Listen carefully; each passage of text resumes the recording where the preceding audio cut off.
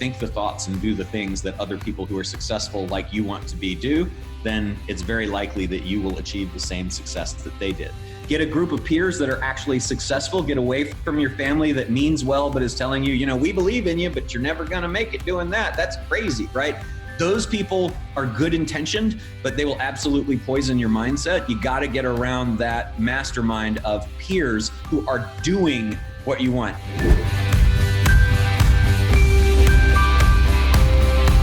If I can really understand what I love, if I can really understand what the world needs from me, I can really understand what I'm good at, and I can understand what the business models are that I can use, which I might not even have known of before, I link them all together, then I'm going to be on the right path. A year from now, 2 years from now, if this happened to be a good thing that happened to me, what would my life look like? Most people, when they look at that, would think, geez, I wasn't actually that happy even in the job I had, right? Or I certainly wasn't getting paid my worth in the job I was at. And you suddenly think, well, then I can redesign this for the future.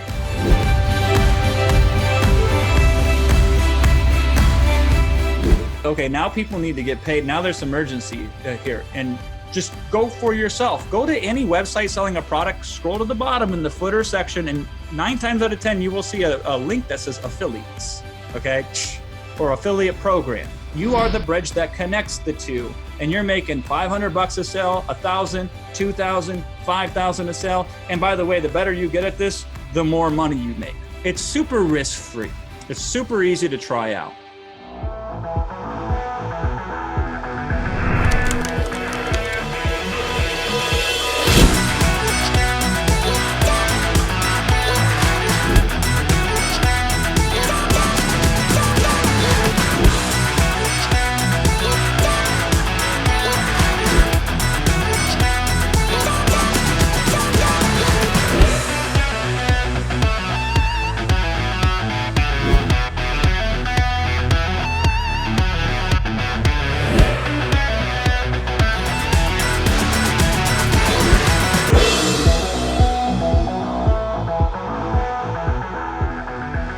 Welcome to episode 2 of Paycheck Solution.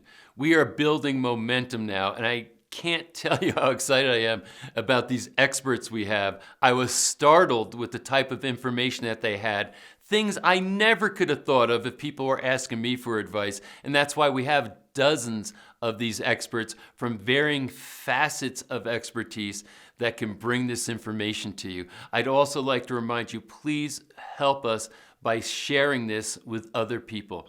We're still in the free viewing period. They can get in here, they can watch this information. I know it can be meaningful, it can really change a person's life. That's why we created this. Episode 2 is here right now. Let's jump right in.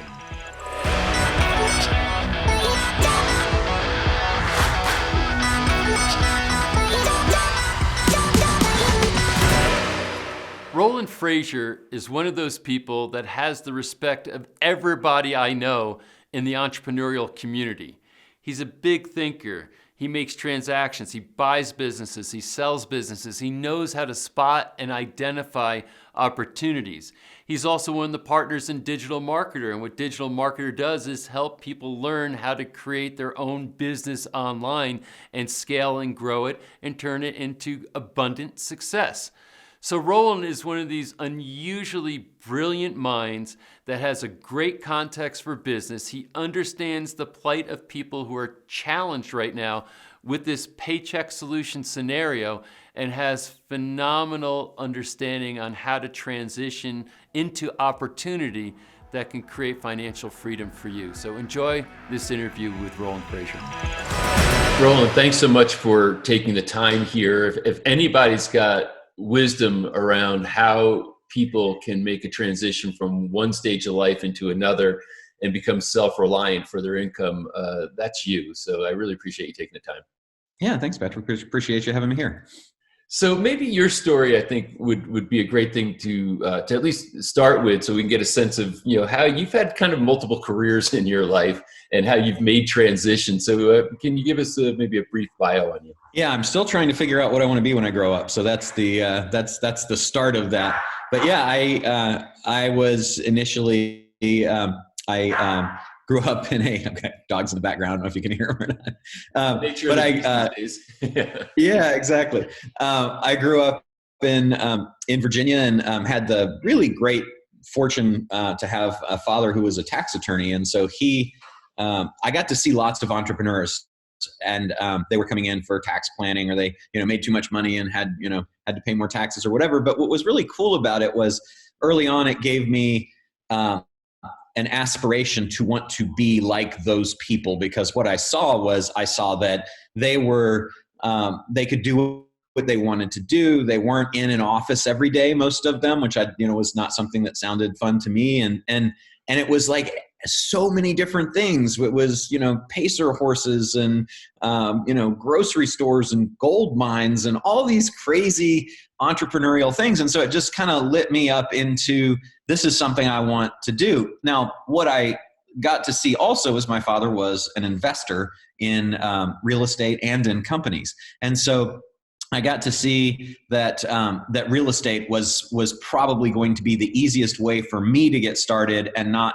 have to work for someone else, really, and not have to depend on somebody else as my sole source of income. And also, it was not limited in what I could make, because it was commission based. So if I sold, a whole bunch of stuff, then I could make commissions. And I'm at this point thinking about this. I'm, maybe 16, 17 years old, and two really important things happened. One is in the back of my dad's car. I was 16, so I was driving his car to my work, which at the time was a place called Golden Skate World, it's a skating rink. And in the back was a cassette set by a guy named Dennis Waitley, who ended up becoming a friend. And it was called The Psychology of Winning. And I had never heard all this stuff about, like, you can set your goals, and when you set goals, you can do this. And, I was like, this is amazing. And then he introduced me to a book by another guy named Robert Allen, who now lives right down the street. Actually, Dennis lives right down the street too now. And Bob had written a book called Nothing Down about real estate, and then another one called Creating Wealth. And I was like, oh my gosh, you can build a real estate empire, and it's crazy, So here I am, this kid, and I'm like, okay, well, that's it for me. I'm going to start with real estate. And so I got a real estate license and started selling real estate. And then I realized pretty quickly that it was a whole lot of work, cold calling, trying to get people to give you listings and stuff like that. And I was like, so who has like a whole bunch of houses I can sell?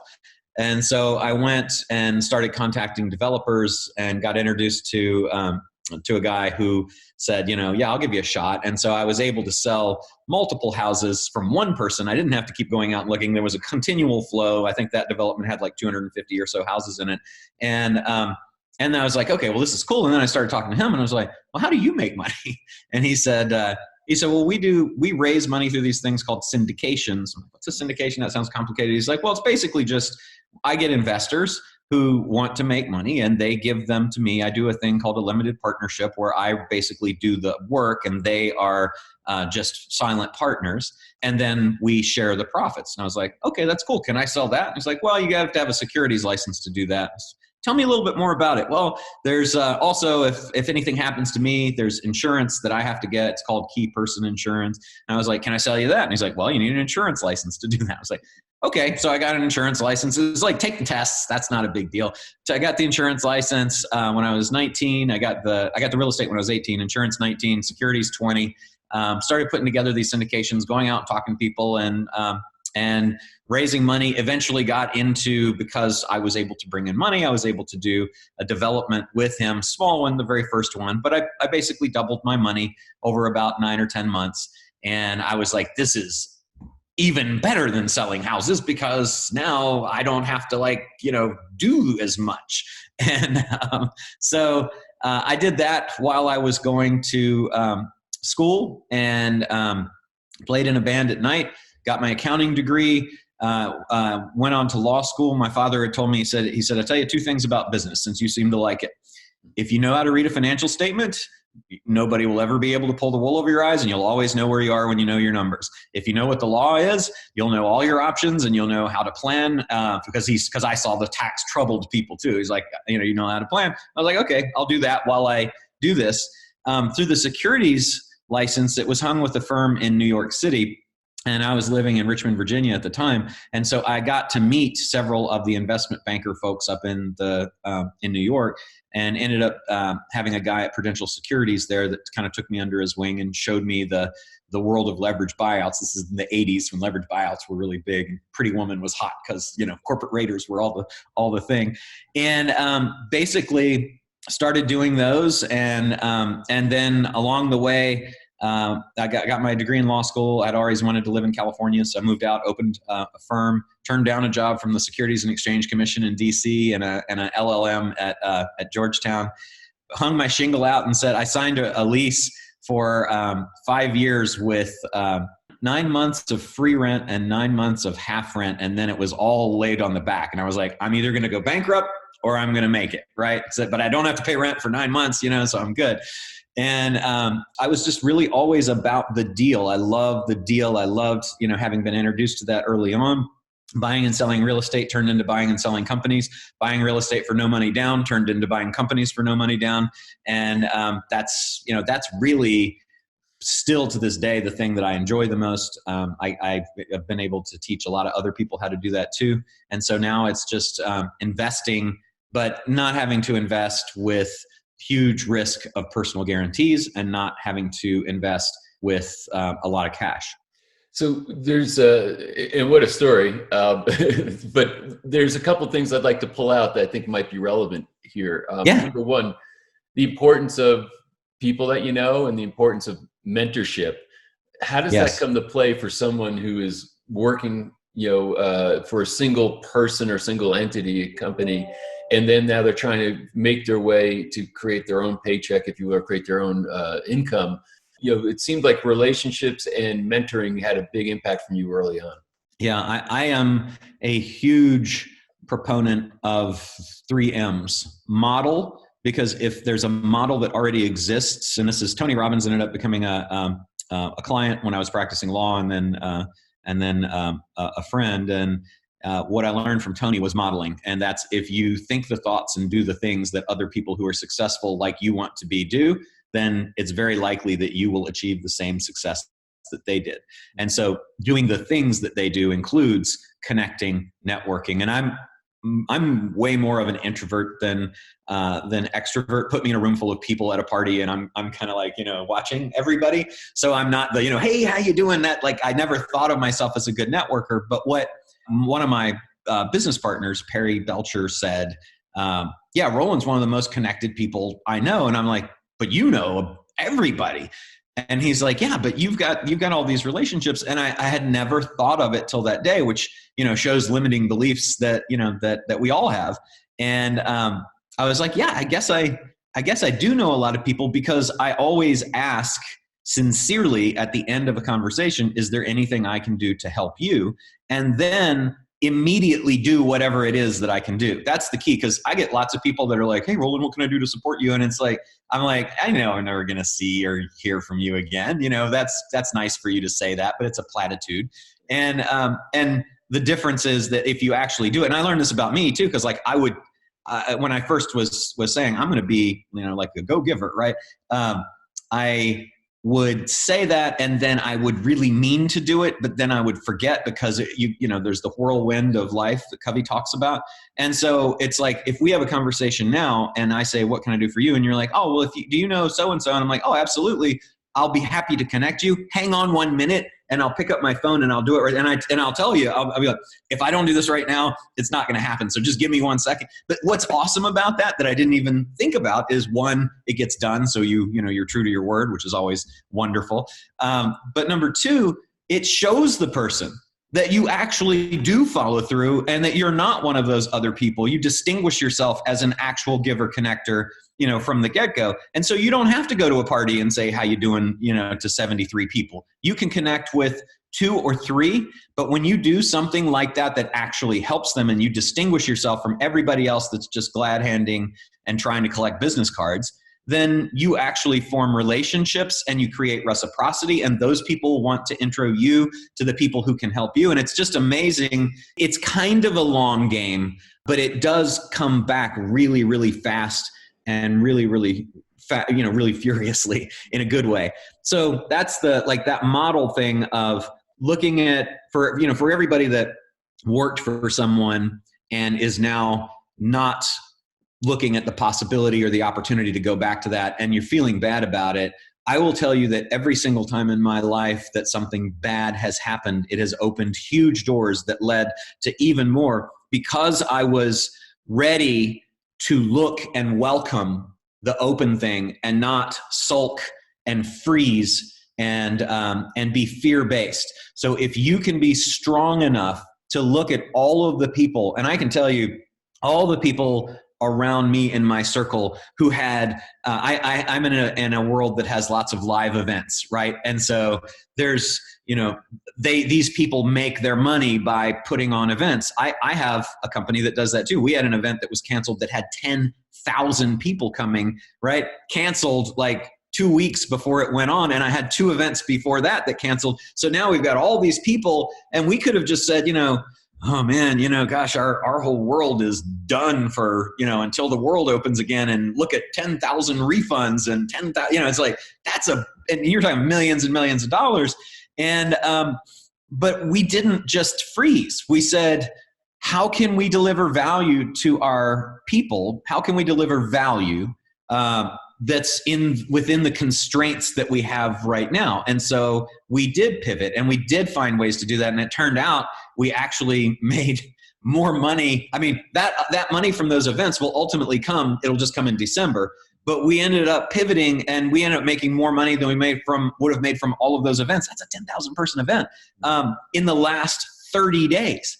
So, I guess the first thing to me is that be open and realize that this isn't Armageddon for you. This is an opportunity for you to do something, which you guys are providing such a fantastic way to do that. But the model, think and do what the successful people, find something that is exactly what you want, and then model that. Then get a mentor.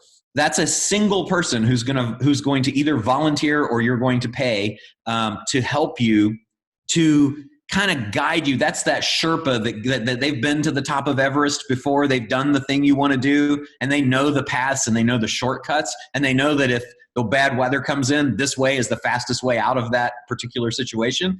And then mastermind, get around that peer group, because you are absolutely the average of the 5 people you spend the most time around. And so if you're spending your time around the 5 people who are thinking the thoughts and doing the things that you want to do in your model, or that are similarly minded, then that model, mentor, mastermind thing, I mean, it's just been amazing. So for anybody that's in that situation, it's going to be, find your model, figure out the opportunity. There's a million of them that you guys are sharing with people here. Those are the models. Get your mentor, get a coach, get somebody who's been where you want to be. Not a life coach that's got their own life all messed up. Somebody's actually been and done what you want. And then get a group of peers that are actually successful. Get away from your family that means well, but is telling you, we believe in you, but you're never going to make it doing that. That's crazy, right? Those people are good intentioned, but they will absolutely poison your mindset. You got to get around that mastermind of peers who are doing what you want. If your family is doing what you want and they're all, they are your model, fantastic. But if they're not, you got to break out and find those other people, which you can do even in confinement, even in shutdown. You can, you're in Park City, I'm in San Diego. We're here talking, right? So you can do that. That's really awesome. And incidentally, you also said one thing that was like the preparatory phase of the 3 M's that I felt was very important. Don't freeze. Yes. I think that's what a lot of people are doing now. They're just literally like this whole thing hit and they just froze, and then they're addicted to the news. So they're stuck kind of in this loop and they're frozen. So I love that as a framework from, being able to say, first of all, unfreeze yourself if you're frozen, and then incorporate the 3 M's. And I would say, and tell me if you agree with the statement, that literally coming out of your circumstance and finding a path into a new future is predictable if you will follow those steps. It is absolutely. Yeah, it is inevitable. It is absolutely inevitable. Yeah. And I'll since you mentioned the news, I will say, it's funny because we just moved into into a house that we've been remodeling for about a year and a half. And so I have a house down the street, 5 houses to the right, that we moved out of, that I'm commuting to now as my office, right? And I guess there's just so many opportunities to have your mind filled with bad things. And so I turn on the radio hoping to catch like the California governor updating or Trump or whoever talking about what's going on, because I don't watch the news. And that's my little 4-minute drive between places. And what I hear so much is people just talking to talk and saying the same thing over and over and over. And I can't even imagine how you could listen to that for any amount of time. It's a wonder to me that they have any audience, but you're absolutely squandering the opportunity of the time that you have to educate yourself, to take action and do stuff. And so I think that like you can freeze or you can be frozen. And I believe that the difference is that in meaning well, in trying to, like I'm just trying to get information and I want information from the source. I never want secondary information. So in trying to get that, I see that there are plenty of people who are listening to that or that are watching the news who are being frozen, waiting for that information because, and they're actively doing that. To me, that's a big mistake. And so don't freeze, because freeze is you make the decision to freeze, but you can also accidentally be frozen because your attention is focused over here, but the opportunity is here, right? Yeah. I mean, if you're driving down the street, down the highway, and there's a wreck, that's got your attention. You're not looking at the highway in front of you. It's exactly right. Because I don't, with rare exception, I don't watch the news. Not because I'm not one of these people saying be ignorant, because this is something that when I do want to check in, or I'm checking like a website to see if there's anything substantive happening. And my wife's like, "Oh, you don't want to watch that?" I'm like, I can't be ignorant to what's going on. I want to know, and I want to have a context for what other people are hearing, so I know how to relate to them. But I see people literally consumed because these people are very smart when they're broadcasting stuff. They know how to get to your midbrain and to get it engaged and to keep it fed so that you keep watching. They're peddling a product, and that product is not serving you right now. So I'm correct. Happy that you're saying that. So with someone who said, "Hey, I worked in a job.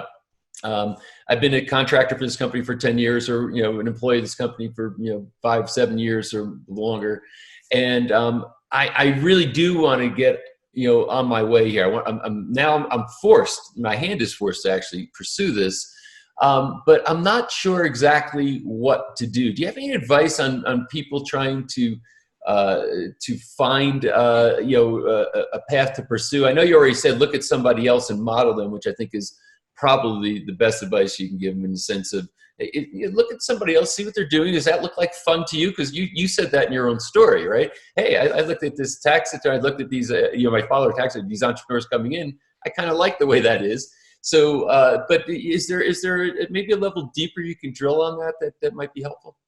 Yeah, it's a really great question, and something that puzzled me for years and years, because as I read and studied and listened and watched and went to events and all that stuff, it was always find a need and fill it. And I'm like, how the heck do you do that? I actually think that's tough advice. Like, it's great advice if you got a system for finding the need, but it was too vague for me, and it was really frustrating for years and years. And because I would do things, but it's like I wasn't passionate about selling real estate or building real estate developments. I am passionate about buying and selling companies, but it was that's tough advice. So when you're studying and you go out and that's what everybody's saying, and you're like, or they're, do what you love and you'll never work a day in your life because it'll never feel like work, which I agree with, but again, it doesn't provide any guidance. And I think that it's a few things. That the very first place I would start is with the data of what's working now. And there are lots of places that you can get that. There's Ibis World, there's Trend Hunter, there's trendwatching.com. There's the JWIT report that gets released. I think is it Mary Meeker who releases another deck on trends. Yeah. And because across all businesses, what study after study has confirmed is that the most successful businesses that are growing the fastest are being lifted by an industry lift, not necessarily because they're great business people. And that's not to take anything away from, say, Bill Gates or Steve Jobs or Mark Zuckerberg or Elon Musk. They're all brilliant, brilliant business people, absolutely unicorns, fantastic. But if you read and study where they came from and what was going on, and I think Malcolm Gladwell's book Outliers is a great study of this as well, is that they were like the tech people were all around during the tech lift, right? And so what's the lift that's coming? What are the industries that are moving up? Because let's say that you're passionate about saving the planet and you're into solar. And so you say, okay, I'm going to go into solar, but solar is trending down right now. What if you say, I'm passionate about helping people with their retirement because I want old people to be able to have in their golden years, high quality lives, but retirement planning right now is down as an industry. So you need to find that industry tide that's rising, that's going to lift all the ships of all the businesses that are in that industry first, and find one that you like for sure. Don't ever do something just for the money. But I think if you do that, you give yourself such a huge advantage to start. So I would say, do some research, which is free, right? It's called the Googles. Get on the Googles and do the research and find out, what's actually trending, and then see if it's something that you could see yourself, that future version of yourself. Yeah, I could actually see myself feeling good about what I was doing there and enjoy doing that.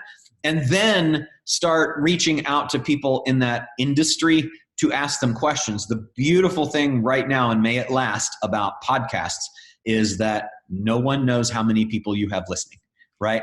So if you contact somebody, and to start a podcast is as simple as, if you have any kind of recording device, right? You can record your voice and then you just upload it and boom, you've got a podcast. It's not complicated. Good for Steve Jobs for calling it something different than it's a voice recording.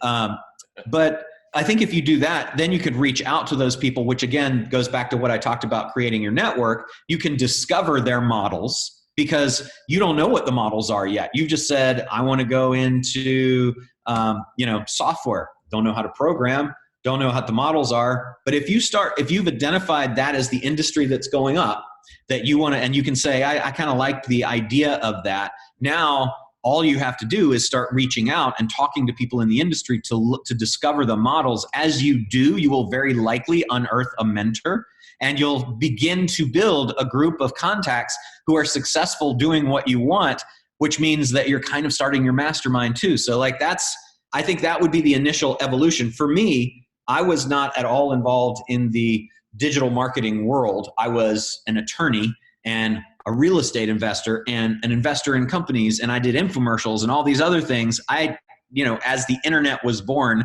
while I was practicing law, I was like, that's going to be something I want to do. Right. And so I operate with, I believe that everything that earns me money right now is going to be gone in 5 years. I'm going to be out competed, out innovated, so I'm always hungry, right? I have plenty, but I am eager and hungry to learn what is the evolution of the next version of me. And if you do that, if you can create that and instill that hunger in yourself and then follow through, you'll always be looking. So while I was in all these businesses, I was like, that internet thing, that's going to be a thing. And then I didn't know anybody. So I went to events, both online and offline. I met people who ended up introducing me to other people. I connected them to the people that I wanted. I looked at the models. I learned the models. And then I tried my very first thing and made like $100. And I was like, oh my gosh, this is amazing. I've got $100. And this is a pro tip too, Patrick. I don't know if you know this or not, but like when you're getting your stats on the phone of what's selling, the faster that you click refresh, the more money you make. A lot of people don't know that. It's a true fact.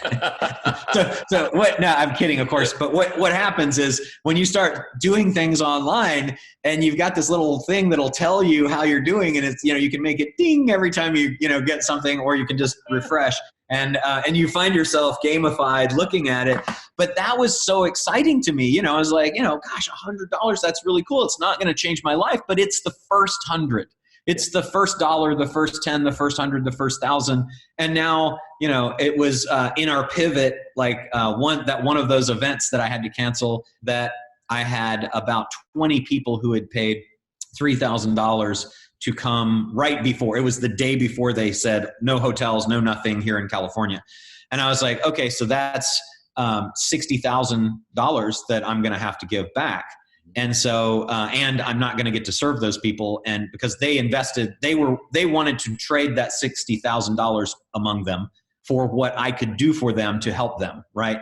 And that's an equation that I think you want to think about too. If you find yourself not going back to that job, is what is the inventory of the skills that I've got that I can help people in some way get something that they want that they will make an investment for, because that's really what all commerce is. And so I think that's the other thing is knowing this, taking that inventory, that self-assessment of the things that that you like and are good at, where you can give value, and then marry that to the industry that's trending up, and then reach out and start building that network the way that we talked about with, and I think interviews is like probably the best in the world. It's so much better than people that come up to you and say, can I pick your brain? No, that's illegal probably, and it sounds painful. I don't want to do that, right? Where instead, if you're coming saying, hey, Patrick, looks like you guys are doing really cool things, you and Jeff. I'm doing a series on this. Would you mind if we could set a time for me to interview and have you on my podcast? Well, you're going to do one of two things. You're either going to say, I would love to, but I'm too busy, or or you're going to say, yeah, that sounds cool, right? I get to talk about myself for 45 minutes, and in the process help other people. That's a win-win, right? So that's what I would do. I don't know if that helps, but that's a kind of a layer of lots of stuff off the top of my head. But I do think assess inventory skills, research trend, marry those two things together, reach out, find the models, then you'll build your mastermind in the process and probably find a mentor. I think it's really helpful. And I'm glad you shared that, because I think a lot of times people, because they're getting input, or they're watching or listening to things, and it's like, headspace is so important, and they try to get into a positive headspace, and you can do it. But they choose, I think, sometimes whimsically. It's just, literally it's too much of a whim without the research and without saying, hey, maybe I have this passion, but let me get some validation here to make sure that I'm not enthusiastically going in the wrong direction, basically. And you've got to be on trend. That to me, like, that drives everything. Mm-hmm. Yeah, I had a friend of mine who was in private equity, and he always did $100 million deals and up. Like, he used to just really big, like a really good thinker, interesting thinker, but he had very simple rules about how he picked his investments. And one of them was look for the gravity. So what you're calling trends, he called it gravity. What's having something pulling towards it? Because I don't want to push rocks up a hill. I want gravity working with me. And the other thing that was also part of this, because it spoke to trends, he said, I just want to put wheels on luggage. Because remember everybody walking around carrying their luggage? He said, within a few months, everybody was rolling their luggage. He said, so I just want to put wheels on luggage. That's what he was constantly filtering for when he was looking for deals to invest in. And I think it's very much, and in this case, for you who are watching this, you're looking for the opportunity to invest in yourself. You're looking for how to put yourself out there. It's the same thing. Where is there gravity? How can you put wheels on luggage as compared to push a rock? And I say this because I spent many, many years in my entrepreneurial life pushing rocks up hills, because perseverance is a virtue. But I learned after some period of time it's a virtue until it isn't. Yes. So I think that is really important advice coming from you, Roland, that matches to the 3 M's that you put up. So I very much appreciate that. So let me ask you this, kind of open the floor to you, saying you understand the purpose and the mission of this particular series and who the people are watching. Is there anything else, like a closing thought or comment that you have for them? It is. It's the biggest M of all, which is momentum.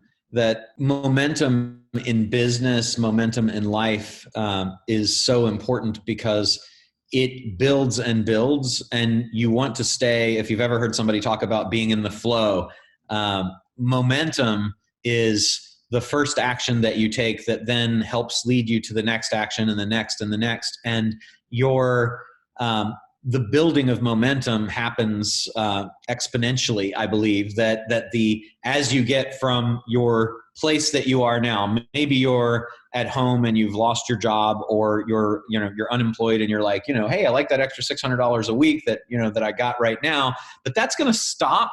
And maybe your job will be there or won't be there. I would argue that the best thing for you would be if it's not. And then you start and take that first step, and that first step takes you from complete stop inaction to some action, but you're starting to roll, right? You're starting to roll. And each other step that you take starts the wheels turning faster and faster. And like, if you've got milestones along the way, stopping points of, or I guess pass-through points would be a better way to say it, checkpoints of, now I've got my model, okay, you're going faster now. And it's like, well, now I found a mentor through that. Now you're going faster. And then it's like, now I've got my mastermind group and I'm going really fast. That is everything that should be circling around, is that taking of the first step and starting the momentum is so critical. So whatever you're doing, if you're watching, listening to this, that first thing that you do, and then don't stop, have that vision, follow what Patrick and everybody here is telling you, and you will find yourself going 1,000 miles an hour in the direction that you want. That's really, really great advice. So Roland, I so much appreciate you taking the time. This was, I think, highly impactful. Just from my own experience in listening to you, I can absolutely validate that if people would follow the path that you just laid out, it's going to lead to a very good place for them. And our wish here is that that's exactly what happens. We want people to go out of compromise and get a path lit so they can go to a better future. So absolutely. So thanks so very much for taking your time and sharing your expertise with us here. It's been very, very valuable. Thanks for having me, and thanks everybody that's watching. It's really powerful for you that you are watching this series. It really is.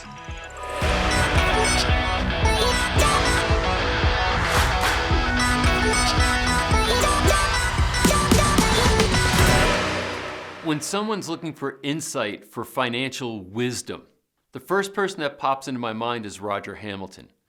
Roger Hamilton is an outlier. He's a completely unique thinker and human being. I had met him some years ago, and the first time I met him and heard him speak, I was just struck by his vast knowledge and deep wisdom around things. But the unique thing about Roger is that not only does he have this sort of amazing sage philosophy around wealth and success, he also has very practical applications on how to go from the concept to putting it on the ground and making it manifest in your life. He is just the guy that's always pushing the envelope and understanding and thinking. He's seeing the future, and he's got great tactical information too. So let's jump in and enjoy this interview and learn something from this interview with Roger Hamilton. Roger, really excited to have this conversation. You not only have context as an entrepreneur, but I think you have wider philosophical understanding when you look at the big picture. And I find that one of your unique abilities is to see the big picture, but then systematize thinking that comes below that to put it on the ground. Some people they think abstractly. Some people are very good engineers. You seem to be able to do both. So I'm really excited to see what you have to say about this whole situation for people finding solutions to their paycheck. Yeah, absolutely. Well, thanks very much for having me on here, Patrick. It's good to be here. So let's start with this. Let's give your big picture view. So right now, I know you're in Poland, and we had a little preamble talking about what's going on over there versus here. And you're kind of a citizen of the world. Where do you call home, incidentally? I don't know what you actually call your home because you live in a bunch of places. Well, now today, my home is Poland, right? Here it is. And actually that came about because in March, like I think this was first week of March when I was in the States actually. And at that point, I mean, you could say I have a number of homes because I definitely have a home in Bali, which I will be at when I can. I have a home in Singapore. I have a home in South Africa. I have a home in Poland because my girlfriend's now here in Poland. But that was in the days when you can fly anywhere and be part of everything. So I say, well, I'm a citizen of planet Earth. And then it was in March when we had an event in Seattle, and I was in San Diego at the time. And then because of the virus, Seattle started like saying you can only have 200 people in an event. So we said, okay, we're gonna have to like basically cancel our event like 2 days after the event. And then that night, I think it was a Wednesday, Donald Trump said, okay, no more flights in from Europe. And I was like, oh, okay, it's going to be, not that long before it's going to switch the other way. So if I could choose anywhere in the world, I'm going to be in quarantine for who knows how long, where will I be? It's like, oh, I think I'll be with my girlfriend. And so it's like, I got the first flight out the next day to get to Poland. And by the time I got here in Warsaw, it was, like 12 hours later, they closed the border here. So I got in just in time. Wow. Well, I'm glad you're not alone somewhere, but you're with your girlfriend in Warsaw. Yeah, just made it. So that was good, fast, fast reactions to what was going on. So how do you see things right now? So we have a predicament. There's many predicaments, but the one that we're wanting to speak to here in this particular series is the fact that just in the United States alone, tens of millions of people were working for a company, either as contractors or employees, but they were getting a paycheck from one source, going to work every day for that company. And now they've been dislocated. I assume many of those jobs aren't coming back and they have to become sort of independent. So give me a sense of how you're seeing things and then maybe start with the mindset framework for these people. What should they be thinking right now? Yeah, sure. I mean, well, I'll start first of all just by giving a context of what happened beginning of March when all the borders started getting closed and everyone had to start making changes to their business. Our business, Genius Group, it has a number of different parts to it. All of it is to support entrepreneurs. And we really talk about entrepreneur being not just someone who might already have a business, but someone exactly 33 million people at this point, I think it is, in the US who are like, okay, like, should I just be waiting to go get another job, or should I go create a job? If you take the gig economy, which is really anyone who is, willing to say the way I want to be able to create income for myself isn't by having to, stand in a queue, go for a job where I'm chasing that job with other people. I want to know, how do I create value, deliver that value, be my own boss effectively in doing that? And around the world, there's like 1.6 billion people, which is like half the world's population now, that are actually in that category, right? Like it's called the gig economy, it's called the entrepreneur economy, but basically it's a huge group of people and it's growing all the time. So what we've been doing for the last 10 years is growing, first of all, the education side. We have got events that we run everywhere, which is why I was in the US. We have got the resorts and the beach clubs that we've opened, which are like co-working spaces in paradise, in places like Bali or South Africa, game reserve. And all these things sound exciting and fun until suddenly you got to close them all down. So in the beginning of March, we closed down all of our resorts, all of our beach clubs. We are only about a year away I was in conversations when I was in the US with the New York Stock Exchange for an IPO that we were going to be having, where we've built this business to $100 million in size. We've got 300 staff full time, and then we've got about 7,000 partners that we work with, and we've got over 1 million entrepreneurs around the world. Not that many in the US actually, but largely in Europe, Africa, all over Asia, Australia, New Zealand, and so we've been supporting all of them through this last 10 years with the whole belief that one day we are going to be educating our children more to be able to create a job instead of get a job, because we're not taught that at school, which is why so many people, when they're unemployed, don't see that as like a badge of honor and an exciting thing. They actually look at it with fear, right? Because it's like, well, I need a job to get money. And so we were suddenly in this situation where we were having to close down all our events, all our resorts. 80% of our revenues disappeared in March. And on the one hand, we're like, okay, well, do we just shrink down and just wait for everything to start up again? Because maybe it'd be 1 month, 2 months, 3 months. Or do we see this as being actually a wake-up call that we are at a point which we were thinking was going to come in the next 10 years, when we suddenly see this revolution in education, people saying, I know I wanted to learn how to actually be an entrepreneur, and it just happens to have come 10 years early, and so many people now need what it is that we've actually been teaching. So that actually turned everything around, and over the last 2 months, we have not only been out reaching people all over the world, like our webinars have been regularly getting 10,000 people per week onto the webinars, which are about how do you actually solve this exact problem that you're solving with your series. But also going to our entire community and actually saying, right, let's actually create the right mechanisms to allow everyone to find the people they need. Because in the same way that some people are saying, I need someone to actually pay me money, there's someone else saying, I need someone to help me with my business because it's really growing right now because of the way I built it as well.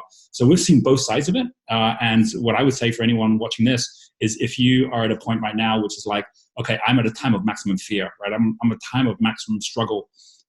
Do know that it doesn't take anything more than a switch in mindset to say, actually, this is like, as they say, in every crisis is an opportunity. This is the ultimate time, if I can get past the fear and the struggle, to see the opportunity in this and switch the way I'm thinking about this, because there is someone out in the world right now who needs my talents and my expertise for what they're doing at the moment. And so do you have advice on how to get past the fear and the struggle? Because I think I'm not sure it's the hardest part, but it's one of the hardest parts, is just to say, how do I let go of that and be able to get, focused and energized around, I love the way you distinguish. You said you either, someone's going to give you a job or you're going to make your job. How do I get past it so I can make my own job?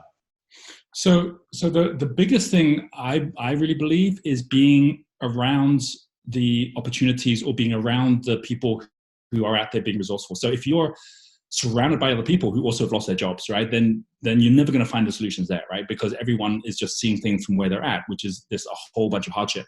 But if you're actually around other people who are right now seeing all the opportunities that are taking place and are actually stepping into those opportunities, then immediately you can find the people that you can actually work with. So I'll give you a couple of examples, right? So one example would be Deborah and Jeremy Harris. They're based in Australia. They are accountants, right? And so lots of accountants who were making money doing audits and doing accounts and so on, they're not working right now because the companies that they were looking after, they have shut down. They're not even doing accounts at the moment, or just doing minimum because there's no transactions coming through. So they were in that same situation, which is, okay, well, we can look at this and say, well, we just got to hunker down because people aren't needing our services right now. Or they said, actually, instead of us thinking about the fact that we are selling a product and we can't sell the product right now, we've got skill sets, which is knowing how numbers work. How about we go out and we figure out what the problem is that people have? Because when there's a crisis, people aren't going to buy as much products, but they're definitely going to have more problems. And so when they said, well, the real problem that people have right now is that they're trying to figure out, how do I get my cash flow to manage itself in the right way? What's the best way for me to make sure I can, pay my bills when I need to? How do I even survive for 3 months without revenues? And so off the back of that, they actually created a whole crisis solution special that they actually went out to all the companies in their local area. They said, do you need help right now to be able to support getting new cash flows together, looking at budgets, how you can save money? And they got inundated with business, out of nowhere. And if they hadn't had that shift in mindset, which was actually, I've got to think about this differently. Now, by the way, they didn't get that on their own. They weren't just sitting there one day and had a brainwave to do that. They were surrounded by others in our community, for example, where everyone was coming up with different ideas. And that happened to be, one idea. Or I'll give you another idea. Someone who was in Bali at the time, who then flew back to Ireland because she's originally from Ireland. Her name's Maura. And Maura she was a public speaker. She was helping entrepreneurs and speakers to be more effective at what they do. But she was doing it the same way many other people do it, which is basically, giving talks, getting groups together, and then hoping that one-to-one conversations would actually bring her new business, which obviously is not going to work in a lockdown. So when she actually got back to Ireland, she says, hey, Roger, I was coming up with this whole new idea, which I tested in Bali off one of the mentoring that I was doing with her. And it was a conversation around something she was doing called Secret Suppers, right? And Secret Suppers is basically it's like BNI. BNI is a networking group that has morning breakfast. She's like, well, I don't want to get up early in the morning, but I love having dinner parties. And so she's like, well, what about having something that's a great experience where instead of just having a dinner party and inviting people along, I'll make it a secret supper where I'm going to choose a number of people. I'm going to tell them that on this particular day, on Thursday, 7 o'clock, we're going to be meeting some amazing people who are in your industry. We're going to have this great fun together, but it's going to be a secret place, right? And I'm going to tell you at 6 in the evening, so get ready. And then at 6, I'm going to give you the venue and off you go and you head up to the supper. She started running this and it was so successful. She was ready to say, you know what, I could actually license this. So it's not just me working on my own and doing it all myself. And then once you go back to Ireland, she goes, well, that's not going to work anymore because I can't even get people along to a dinner party. And I said, well, why don't you do this virtually, right? Why don't you actually just use Zoom, go online, invite the people. It can be from different countries even, but actually bring them along at a certain time. And then basically everyone can bring their drink, bring their food, and you can still run the same format. And the format she was running was a really really great format because she'll get to know everyone. They'd all love it. Then she'll say after that, hey, what about a one-to-one with me where we can then talk about how I can help you more in the things you're doing. And then she'd always get this very high response rate because she built so much trust through that as well. And so she ran one of those. It went so well. She's now basically, I'm seeing like her licenses all over the world right now where she's connecting to different people in different countries. So her business has boomed.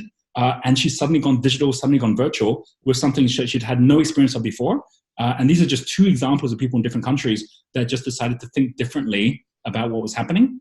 And instead of like sinking or swimming, they took the third option, which is to surf, right? We're definitely having big waves coming our way. They're definitely crashing, but we get the choice. Do we want to swim? Do we want to sink? Or do we want to surf, right? And if you want to surf, then you want to say, well, what is the new momentum that I can create out of this crisis? You know, what I love about that, the secret supper idea is that it seems almost counterintuitive at first because you're right. If you're in the business of hosting events at restaurants, and restaurants are shut down, businesses are shut down. It's like, oh my gosh, this, could I try to find anybody who could be more adversely impacted than somebody in that business? But the other thing that maybe wouldn't have considered and now understand from the example you gave is that people now are craving connection more than ever because of the isolation. So she can take the concept and connect people virtually and create it. The demand probably actually is higher for what she does if you can figure out a virtual application of it, which she did. And as you said, it seems like it's spreading around the world, which might not have spread that quickly in the pre-coronavirus world. So it's fascinating. You said it in the very beginning. There's the crisis, but crisis always yields opportunity if you can start to widen your vision a little bit. I know that you had created, I think, is it a 10-point pivot plan kind of a thing? Yeah, that's right. Yeah, because I love the way that you organize and create sequence, to how to move through. Because I think that breaks paralysis too. Saying, hey, shift your mindset for a second, get around the right people if I'm following you properly, and then here's a step-by-step plan to follow now that you've gotten yourself in the right position to follow it. So can you share that?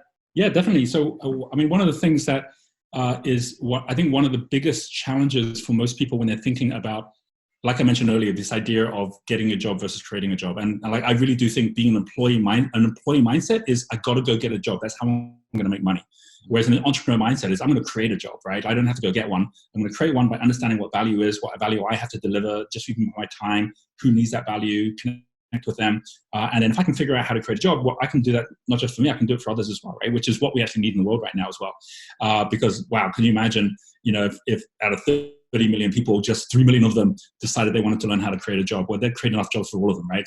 And this has always been the way that entrepreneurs have thought.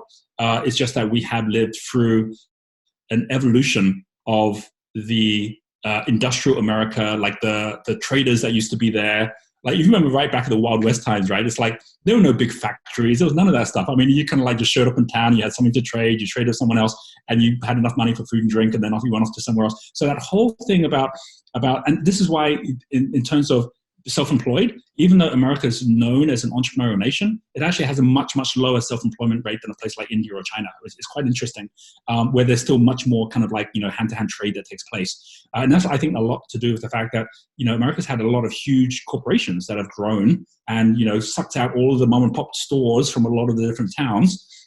Those are the guys really suffering right now. And this is the perfect opportunity for someone to say, hey, I can start something new again. So the actual steps that we have, we put together a rapid pivot plan because we said, look at this 10-step blueprint that we've been using to shift everything. And over, I wouldn't have known this now, but back in March when we decided to implement this across all parts of our business, it generated over $3 million of new money for us, which is a good sized chunk of money for a month of work with our whole team moving from things that we were doing to brand new things, which are all digital. There were things happening online and so on. And we used this 10-step plan, right? So step number one, these first two are kind of interesting for people because they're actually linked to yourself, not linked to what the opportunity is. And the first step, number one, which is start, is knowing where you are. And then the second one, the mission, is knowing where you're going. And that might sound obvious, but most people don't really know where am I right now in terms of who I am, in terms of what I care about. And so, for example, just taking a few examples of those first two steps, we have a concept which we use from Japan, which is called Ikigai. And Ikigai is an intersection of four things which link to your purpose for being. It's the things you love, which is your passions. So we have something which is called a passion test, which we did with Chris and Janet Atwood, who wrote the best-selling book, The Passion Test. Your purpose, which is what the world needs. And that's linked with United Nations to create United Nations Global Goals tests that you do. These are all for free. So we just go and do these tests. You find out, oh, that's my purpose. Those are my passions. Your talents, which is what you're good at. And then what you get paid for, which is your entrepreneurship level. If you just, all you know is how to get a job, then you're really at one of the lowest levels. But that doesn't mean you can't learn higher levels, right? And you can learn them pretty quickly as well. So the whole key thing is if I can actually get those 4 things in place, if I can really understand what I love, if I can really understand what the world needs from me, if I can really understand what I'm good at, and I can understand what the business models are that I can use, which I might not even have known of before, I link them all together, then I'm going to be on the right path. And then if I then say, well, what do I want to be? Like not maybe even a month by now, but a year from now, 2 years from now, if this happened to be a good thing that happened to me, what would my life look like? Most people, when they look at that, will think, geez, I wasn't actually that happy even in the job I had, right? Or I certainly wasn't getting paid my worth in the job I was at. And you suddenly think, well, then I can redesign this for the future. We look at this almost like a vehicle where if you're on a bike and you happen to be going at 10 kilometers an hour, then or let's call it 10 miles an hour. If you're going 10 miles an hour and you suddenly say, I want to go 100 miles an hour, you're not going to do that on a bike, right? You're going to have to get off the bike and get in a car. And if you said, no, I want to go 1,000 miles an hour, you're going to have to get out of the car and get in a plane. And so it goes on to the rocket ship. The point about this is that most of us are trying to, cycle the bike faster, trying to earn more from the job, as opposed to saying, well, let's just forget about the job for a second and say, what could I be doing that's already 10 times the fulfillment, 10 times even the money I'm making? And that basically is all part of these steps that we have. So we have something called the impact. We do lots of tests and assessments, and we get people to take these different tools to see where they're at and say, here's the plan of where you want to go. So I'll give you an example of this. Jo Formosa, she is in health. And she actually, when I met her a few years ago, she was running a clinic for wellness. She's an Ayurvedic practitioner. She's a Chinese medicine doctor. So she's got all these different expertise, but she was doing it the ordinary way, which was basically paying her way to have a job by having people come to the clinic and just charging by the hour. And she's like, well, there must be a better way to do this. It's definitely my purpose. I know that. But it's definitely not my passion because I'm spending a lot of time trying to manage something at a small level when I think there's a way to do this bigger. And I said, you know what? You should take this whole thing online. You have people all over the world create like a system where she understood body types and how body types can really get a real clear idea of what's creating inflammation, what's the fact that it's not a one-size-fits-all diet. Different foods will affect different body types differently. So basically created this concept called health dynamics. And then when the crisis hit in March, she's like, oh, I was just getting started. I was just getting all this going. And I was actually about to do one of our 30-day detoxes where people are going to lose weight and they're going to be healthy for the spring. No one's thinking about that right now because there's this whole crisis going on. Now they're stuck at home. And so I said to her, well, yeah, they might be stuck at home, but I can tell you health is one of the biggest things people are thinking about right now. Everyone's pretty aware it's not the virus itself that kills you. It's how the virus impacts your immune system. And those with the lowest immunity are the ones who are dying. So of course people are going to be looking for the immune system to grow. Could you not actually reframe what you're doing to be for that? And so she thought, and so well, that's a different business model. Could you do the whole thing online? And so what she did was she reframed the whole thing. She created the immunity community. Off the back of that, she then basically said, okay, this is a 30-day, immune booster package that we're going to do. She ran a number of webinars that she hadn't done before, where people came to those webinars, and she ended up with over 50 people paying over $1,000 each to come join her for a month on this, all within 3 weeks. And she's like, I cannot believe how quickly that all happened. And I said, well, this is because you've got so clear about who you are and where you want to go. And you're doing this in a way which is actually solving people's problems that they actually have right now by really thinking differently about what you're doing. So that would be an example of just taking the first couple of steps and then actually reframing what you're doing in a way that's of real value to the people around you. Yeah. What's interesting about that, I love the name or the theme immunity community. That's kind of a cool thing. Let's get together and raise our immunity. But the thing I find interesting there is that her purpose and skills didn't really change. It was the way that she was going to distribute them that changed. That's where she had to get creative, as compared to saying, oh, I have to go into a completely different line of work. She said, oh yeah, I have expertise. Now how does it match the marketplace where it is right now? I suspect, and you would know if this is true, she actually made more money doing it this way than what she was contemplating as far as the launch, right? Exactly. $50,000 in 3 weeks is pretty good for a practitioner. That's right. Yeah, because she was running these detox programs earlier in the year as well, but it would take much longer. It was more localized. So the moment you think, well, the only way that I can actually, and I think it's really worth everyone considering, even though governments and state governments, national governments have got like lots of different things they're saying all the time as to what's going to happen next. And it's very, very easy to get caught up in the media and to get caught up in the blame game, which is like, oh, my life wouldn't be so bad if they'd made this different decision or done this or done that. But the reality is, another big difference of an employee and an entrepreneur is an employee is willing to blame because they know they're not in control of their fate. But if you're currently at home and you're saying, well, I've got a choice. Do I go back into a situation where, again, someone else is going to be in control of my fate? Or like, given there's so much uncertainty out there, what if I created my own certainty? What if I actually was to say, no, I'm going to get involved in something when I can't blame anybody because it's up to me to make those decisions to move forward in a particular way. And the moment you do that and shift that, everything changes, because suddenly there's this big weight that comes off your shoulders when you no longer have to basically, rely on other people for your own success. It's scary as well, because then you go, geez, if it is up to me, well, then I can't have anyone to blame at all. What am I going to do? Like, who am I going to go for or work with? Then you actually find, oh, wow, there's other people out there who actually say, oh, if you're ready to get going, I'll work with you. And that's exactly where the likes of, Jo right now, she's now growing her health dynamics. In fact, Moira is with her secret suppers as well, because she's got other people around the world going, I love your model. I'm going to come join your model as well. And then they're all coming on board and being a part of that. We're doing the same thing. We have our Genius Institute online, our faculty, which is just growing like crazy because people are like, oh, you've got a model that works. I'll just come join your model. So, and with Jo, she's not a techie, right? So she didn't have to go and figure out all the online marketing. She could actually have the right team members that could come work with her, that could see she had a great product and was solving a really big problem that they can then actually share in as well. So once you understand it's not about having to do it all yourself, but you can actually partner with other people, life gets a whole lot easier as well. I was going to say, so I think the idea of collaborating is probably a big one right now, because the disposition, at least some of the people I spoke to have been dislocated from their work, and they're kind of like, scared down, because isolation is happening around them too. There's a lot of things going on, and they feel like they're alone in it, but they really could start to reach out and say, who can I collaborate with potentially to maybe take a step forward and create my income? What other thoughts do you have, or what other steps did you create? Yeah. Okay, I'll give you more of the steps. And I will say this, I think one of the biggest misnomers coming through this crisis is this concept of social distancing. Like, I just think the word social distancing is so wrong, because this is a time when there should be more social connection than ever, right?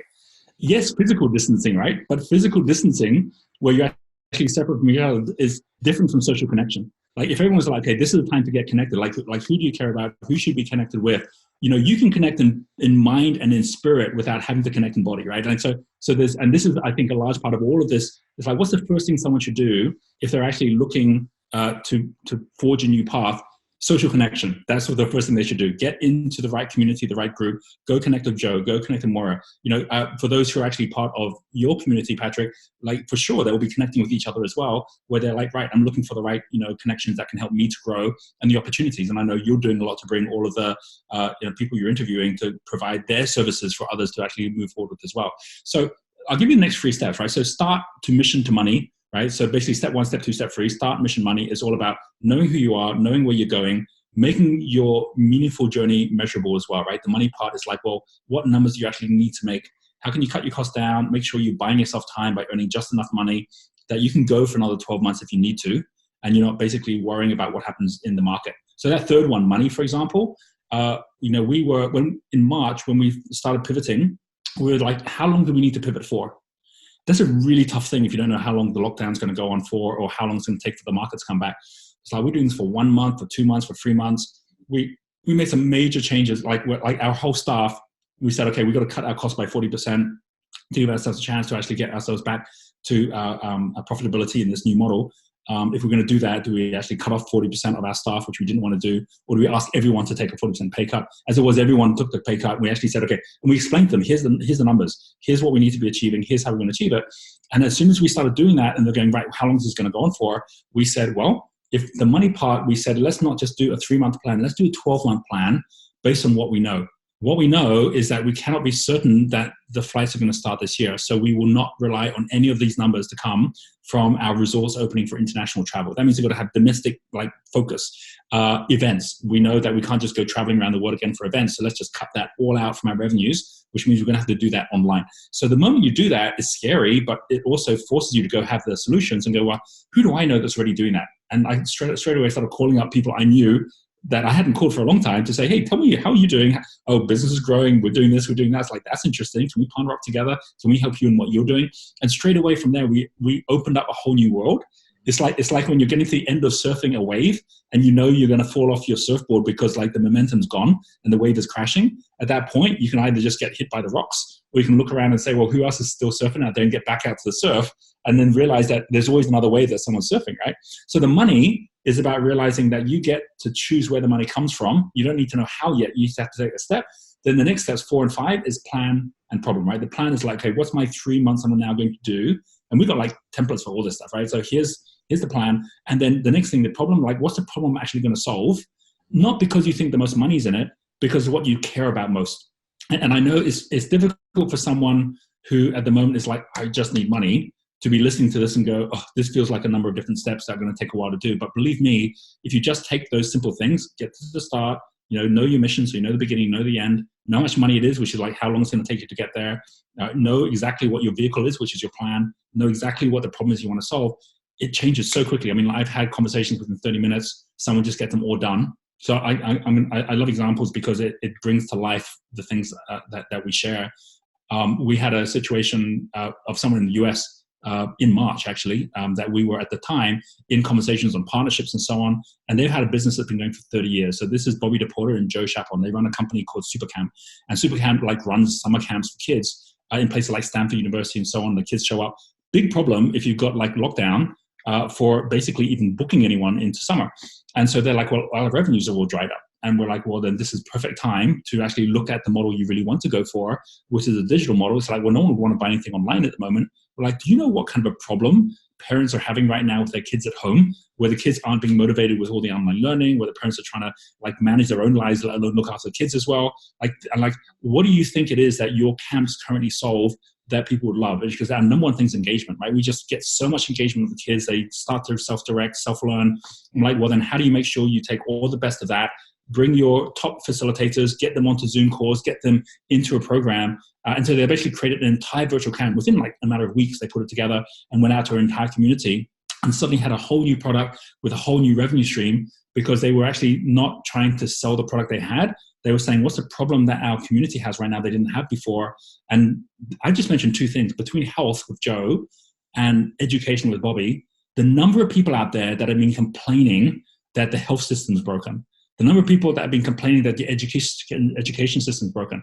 Well, if it was broken before, it's broken now, right? And so because of that, there's been no better time that if anyone listening to this goes, well, I've always wanted to be involved in one of those. There are incredible new pioneers that are now getting going. And even just with these first 5, they've already executed in the last month and now got incredible new startups going, which actually are no question in the next 10 years going to be bigger than even the current institutions that we have today. Yeah, it's really interesting as you describe this, that sometimes it's big. It seems like a defensive play as it starts out, and it turns out to be an expansion play, right? So that things start to actually expand because the needs are so high right now in varying areas. So I think that continuing to look at what you do, look at the problem in the world, and see how you can solve it, and that's really the definition of an entrepreneur to a large extent, right? You're someone who figures out how to solve a problem for other people and gets paid for it. I think it should at least be encouraging for people that this is really possible, not impossible, but it's needed right now. So how many steps are we in? 7 or 8? Are there people you want to share? 5. We're on 5. So 5. I'm sorry. Okay.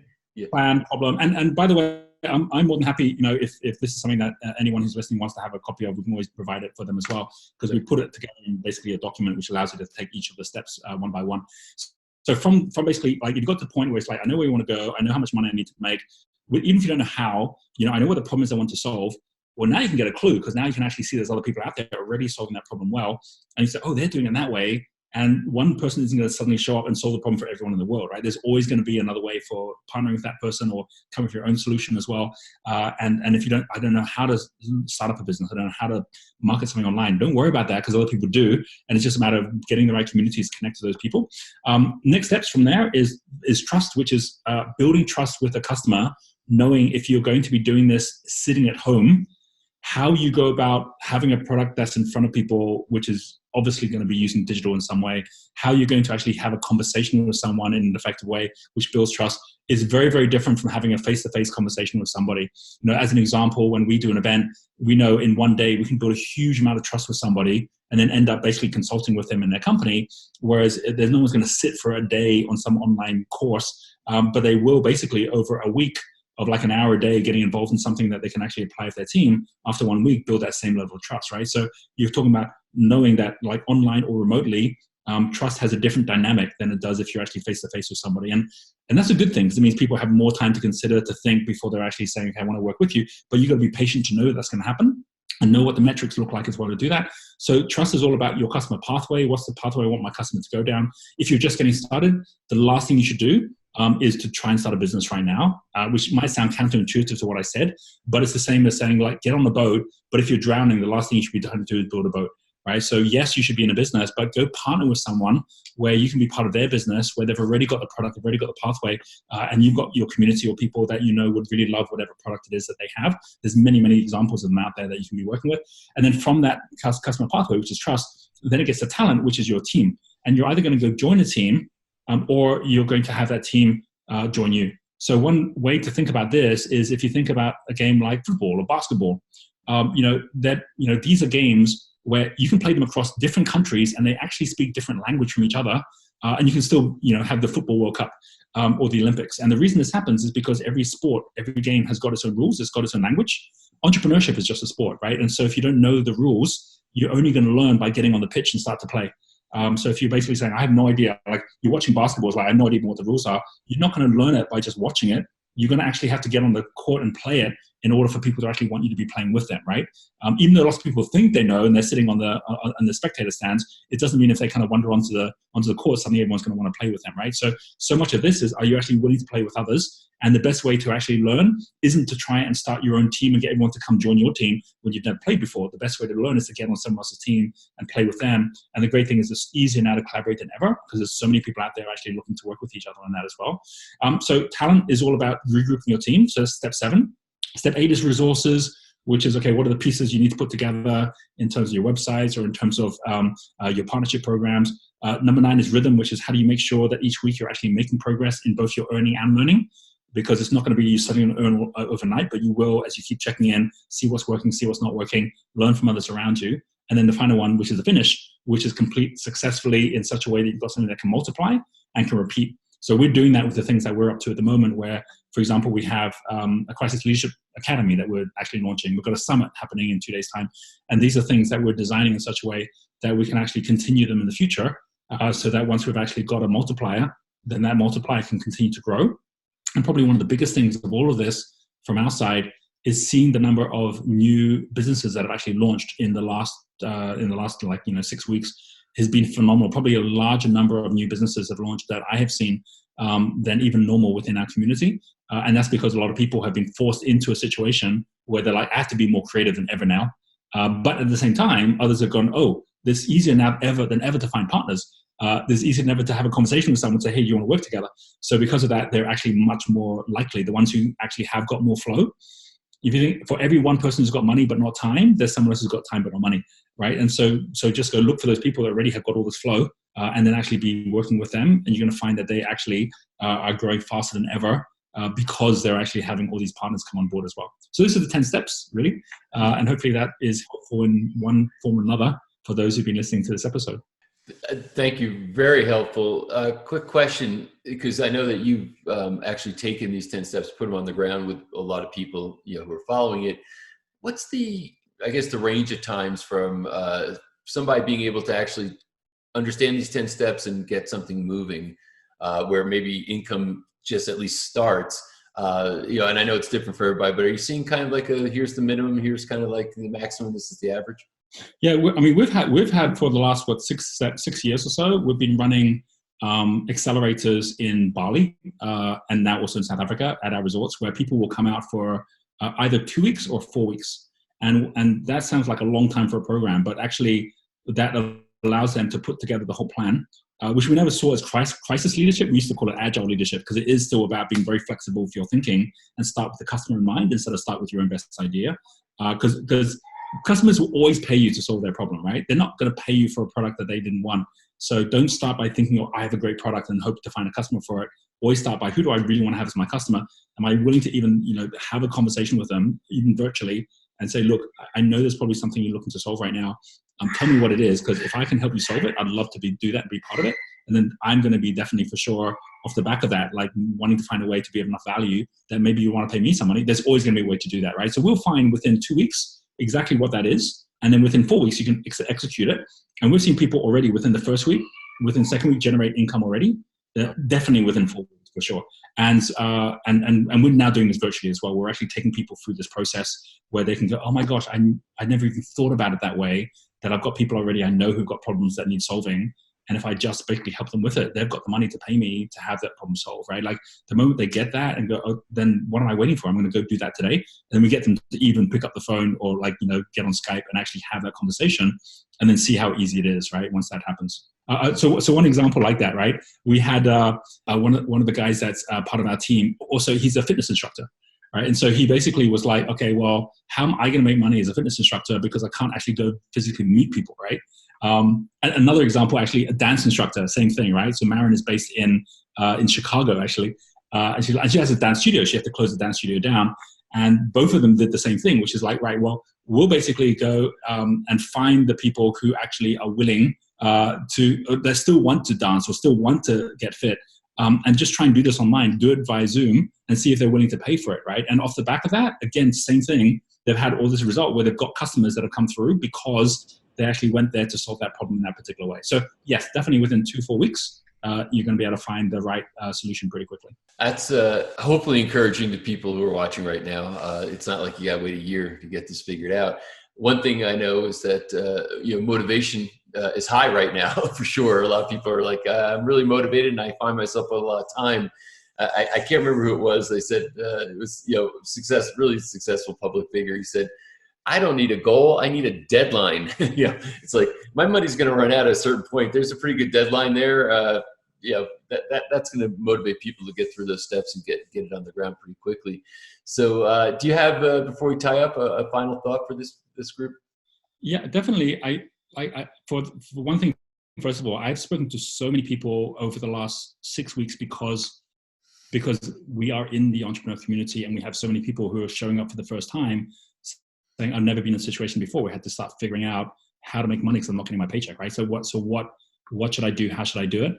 The biggest thing that will stop anybody is not even fear. It is inertia. So if you think of fight or flight is missing a third element, which is fright. Because fight is moving forward. Fright is running backwards, right? But fright is when you're just motionless. It's like best thing for me to do today is nothing, right? It's like, I'm just going to watch Netflix. It's like when you're at that point, which is like, I just don't know what to do. And so you're frozen.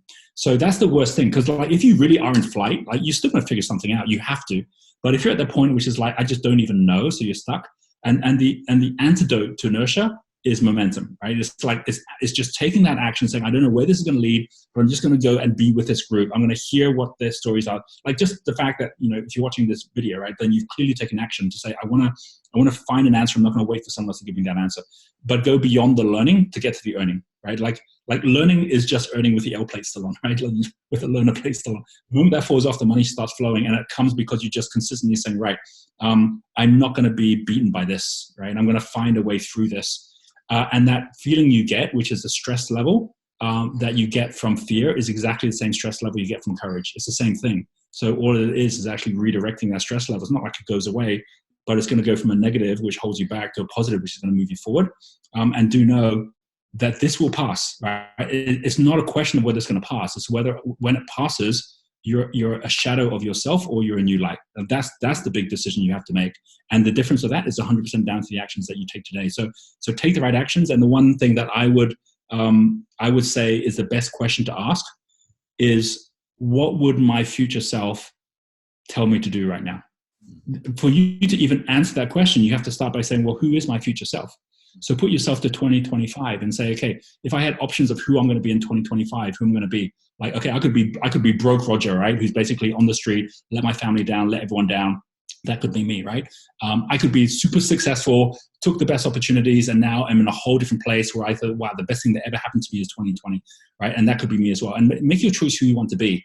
And once you've chosen that, well, then say, well, what would that person say to me I should be doing right now, right? And let that person be your guide. Because if you come from that place, like if you start climbing, you can climb any mountain. The real question is, are you actually choosing the right mountain to climb? And I think one of the big things that's happened through this whole thing for everybody is that they've realized, you know what, this reset that we're going through is an opportunity to reset our lives. And maybe things weren't perfect before this happened anyway, right? Maybe this is a great opportunity for us to just actually reset while everyone's resetting and come out on top.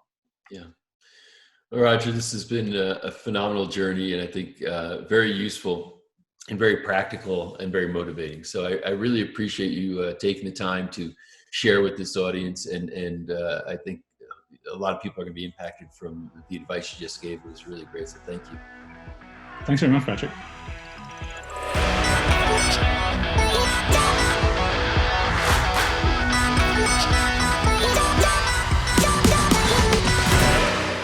Jason Fladlien is an online business genius. He's accomplished great things. He's actually set many records in this online marketing and business world. He also is an innovator, and he's looked at what's going on in the world right now, and he's created what I believe can be an enormously positive and impactful opportunity for people who have never done this before, never went online and earned money before. He has found a path in that I believe could be transformative for many people who are looking for a paycheck solution, which is why we set out to ask him to share this information with us, which is exactly what he did.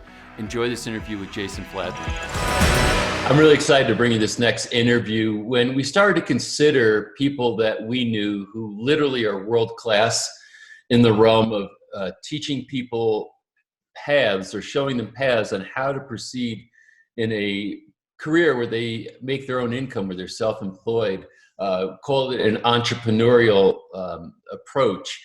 And entrepreneur can mean a lot of things. It can mean a solopreneur, meaning one person by themselves figuring out how to make income, or entrepreneur can be scaling an organization over time with many employees and so on. But the theme here, for the most part, in talking about the paycheck solution is saying that a lot of people are dislocated right now and they don't have an income, or it's uncertain. Maybe they've been working in a job for a period of time and they don't have certainty as to what their future might be. Or maybe they know actually at this point they're out of a job. So Jason Fladlien is, I don't use the term genius very often, but he's a genius in this realm. And his story, I think, is very compelling. I've known him now for many, many years. And every time I'm around him, I feel like just a bunch of intelligence dripping around me that's very practical, that can be put on the ground and can be turned into a better and a brighter future. So Jason, I want to say thanks for taking the time to share with us right here. Patrick, it's my pleasure. So one of the things that we want to talk about maybe before we jump into specifics here is your background. You've got an interesting background, but let's share, how did you get into doing what you're doing? Yeah, so it borders on the edge of not believable. It's so crazy, right? So I grew up in a small town in Iowa, and I was wanting to be a rapper. Along the way, I became a monk, believe it or not. And those two events actually pushed me into this online marketing space, which is now where I find myself these days, now 13 years strong, building a business, and 10 consecutive years of earning 7 figures take home, not gross, but net, or multi 7 figures some years, because some years are better than others. But yeah, that's my story. And, from the perspective of what we're going to talk about today, Patrick, really where the juncture point for me that changed a lot of stuff was when my parents got a divorce, which is kind of a weird way opportunity arising, right? So my dad and my mom got a divorce when I was 14. And then many years later, my dad wanted to get back on the dating scene. And so he bought an ebook online called Double Your Dating. And then from that, he bought a couple other courses and stuff like that. And I would have never known any of this because I don't know when he did that. But I found myself in this situation where I tried to build my business, my music business, and I had failed. I was broke. I moved back in with my dad, so I didn't have to pay rent. We lived in this tiny little 2-room apartment. So we didn't have much space. There was one closet that the two of us shared. And that's when I came across this thing one day called Advanced Dating Secrets, right? And it was like it was beautiful looking and everything. And I was like, oh, this is interesting, because the guy who created the course, I had just heard about him the day before, because I was getting into marketing online, because I was trying to market my business online, my music business. And I learned it's hard to market entertainment, because, you know, the public is very fickle. And so I started to say, well, maybe I should market solutions, because people will pay money if it can solve a problem. And usually if the problem's painful, it keeps them awake at night, it's challenging, they have no problem dropping 10, 20, 50 bucks. They get the better end of the deal, right? So I was like, oh, I've heard of this guy, because he was the only guy at the time offering what was called a 200% affiliate commission. Unheard of. You don't even see that today. But what that meant was, if I sent a sale to him through a trackable, clickable link, so they knew I was the one referring and that person bought on this $50 product, I think it was 50, or maybe it was 25. I don't remember what it was. But whatever it was, I got double the amount that customer spent. So if they bought a $25 product, I made 50 bucks. So here's opportunity presenting itself. I'm like, okay, let me use the material, because I don't know anything about dating, nor did I have any interest in doubling my dating, but I had an interest in making money, right? So I'm like, I have the opportunity in front of me. I have the materials in which I could kind of draw knowledge from. I know about this affiliate program over here, which is 200%. If I make a sale, I make double the amount of money. So let's go. And that was literally the first money that I made on my online in my life, was writing articles and then sending them out. And then people would click on a bio box link at the end, and then they would go through and they would click through my link to then buy this product. Some of them, not many of them. What happened, Patrick, was I made about a couple $100. Took me all month. And you know, they pay you next month. And so it was I was making about $5 an hour, maybe, probably less, right? I like the idea of marketing at the time from an article perspective, because that was really popular. So I'd write these articles and I would try to get people. So I'd write dating articles, and then I would be able to link from those articles to build an email list. So somebody would opt in to get a free gift from me, like a small report. And then that report would have links to buy this program that I was promoting. I learned I could write the articles quickly. I couldn't make the sales very quickly. So what I started doing was just becoming an article writer. Because at the time, in order to make ends meet, I was so broke, but I wanted to start financing my business. I was painting houses for $12 an hour. And I was able to I got to replace this day job, because this is driving me nuts. And so I was able to write articles, get paid a couple bucks an article, 3, 4, 5, 6, 7, 8, then pretty soon 10 or 15 bucks an article. Mm-hmm. So other people could do the model that I was talking about.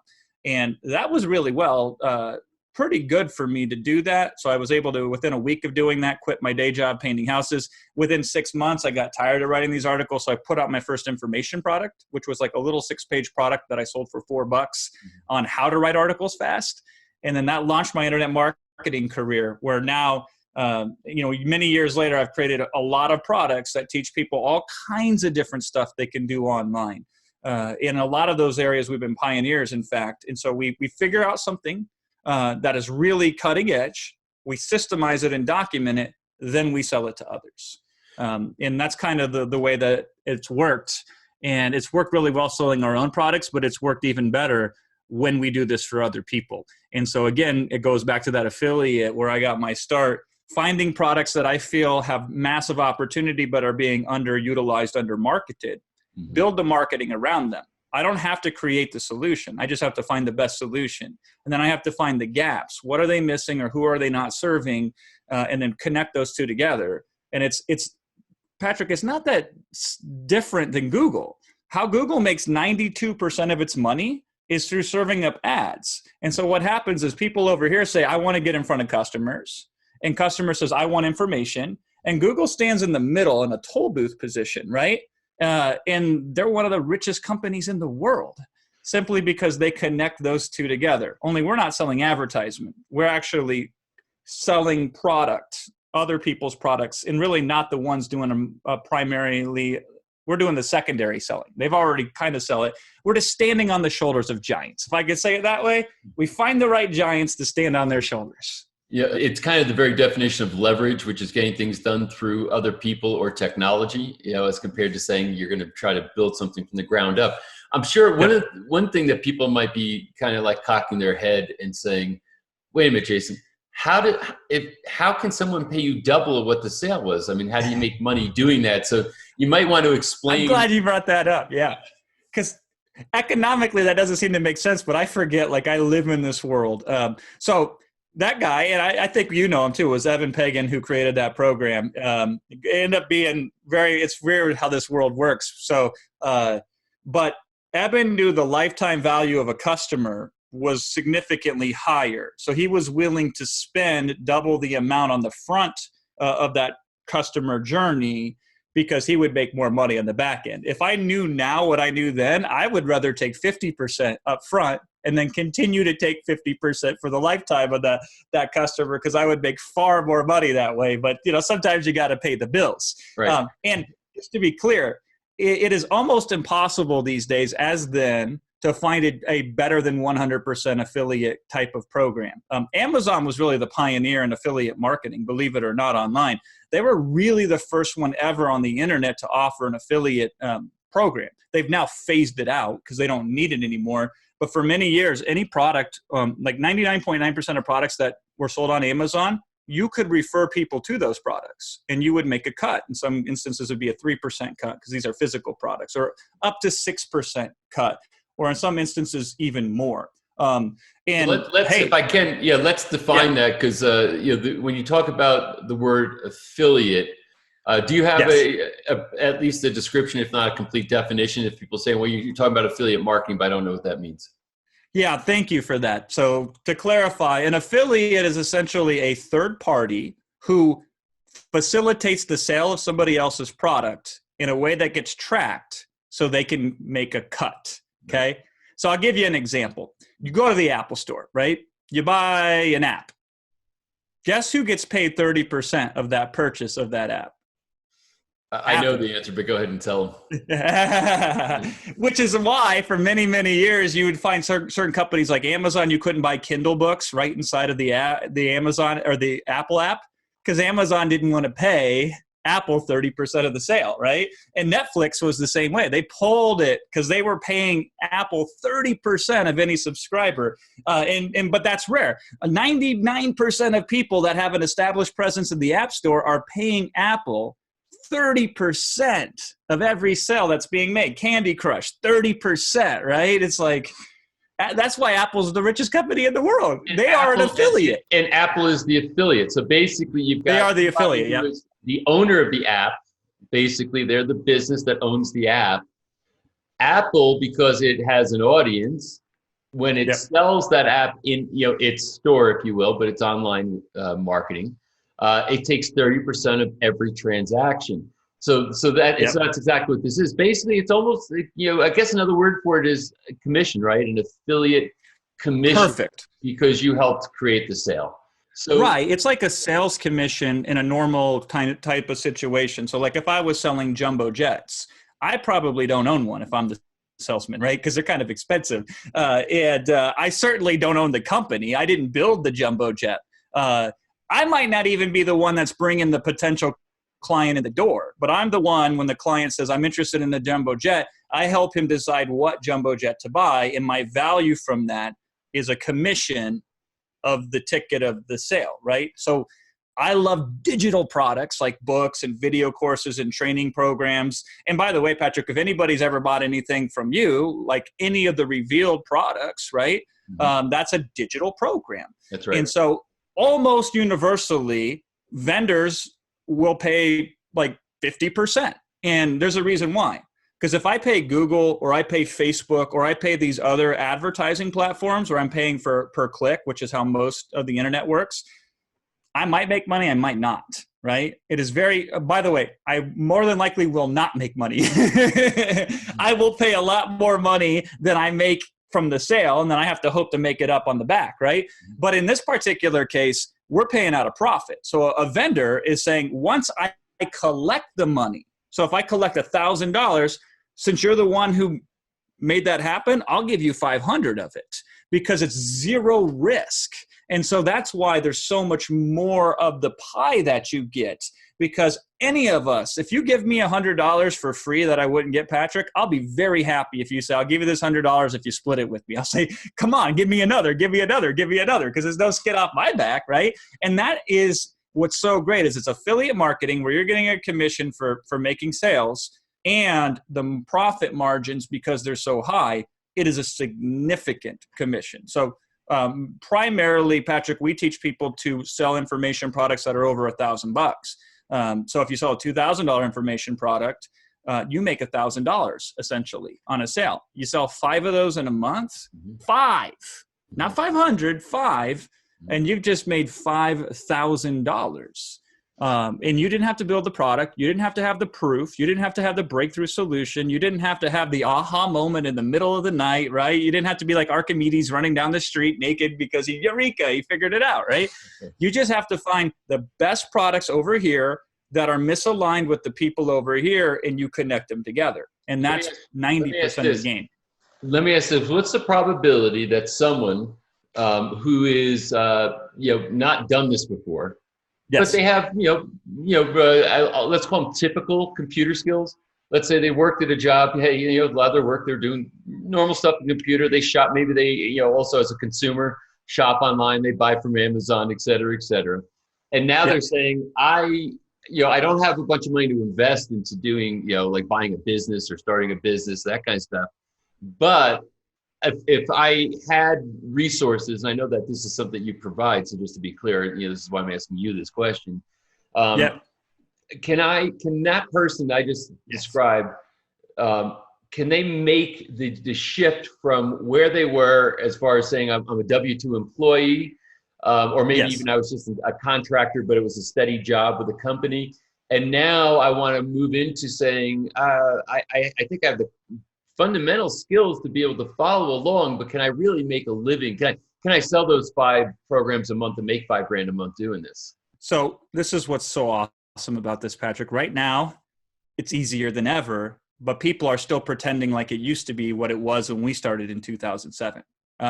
So all of the tools that you don't need most of them, but tools that would be nice to have, right?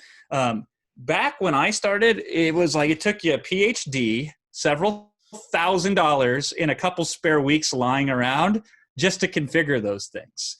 It was insane. Nowadays, almost all of those tools are free and they're point and clickable, right? It's no accident you're seeing Zoom everywhere you go during this pandemic crisis, because Zoom was the easiest system ever to point and click and start doing video conferencing, right? Now think about that. If I can do video conferencing just like that, who could I get to and who could I talk to? I don't need technology. I need a phone where I can push Zoom. Boom, I'm talking to somebody. I don't have to sell them necessarily. I got to say, hey, check this out over here.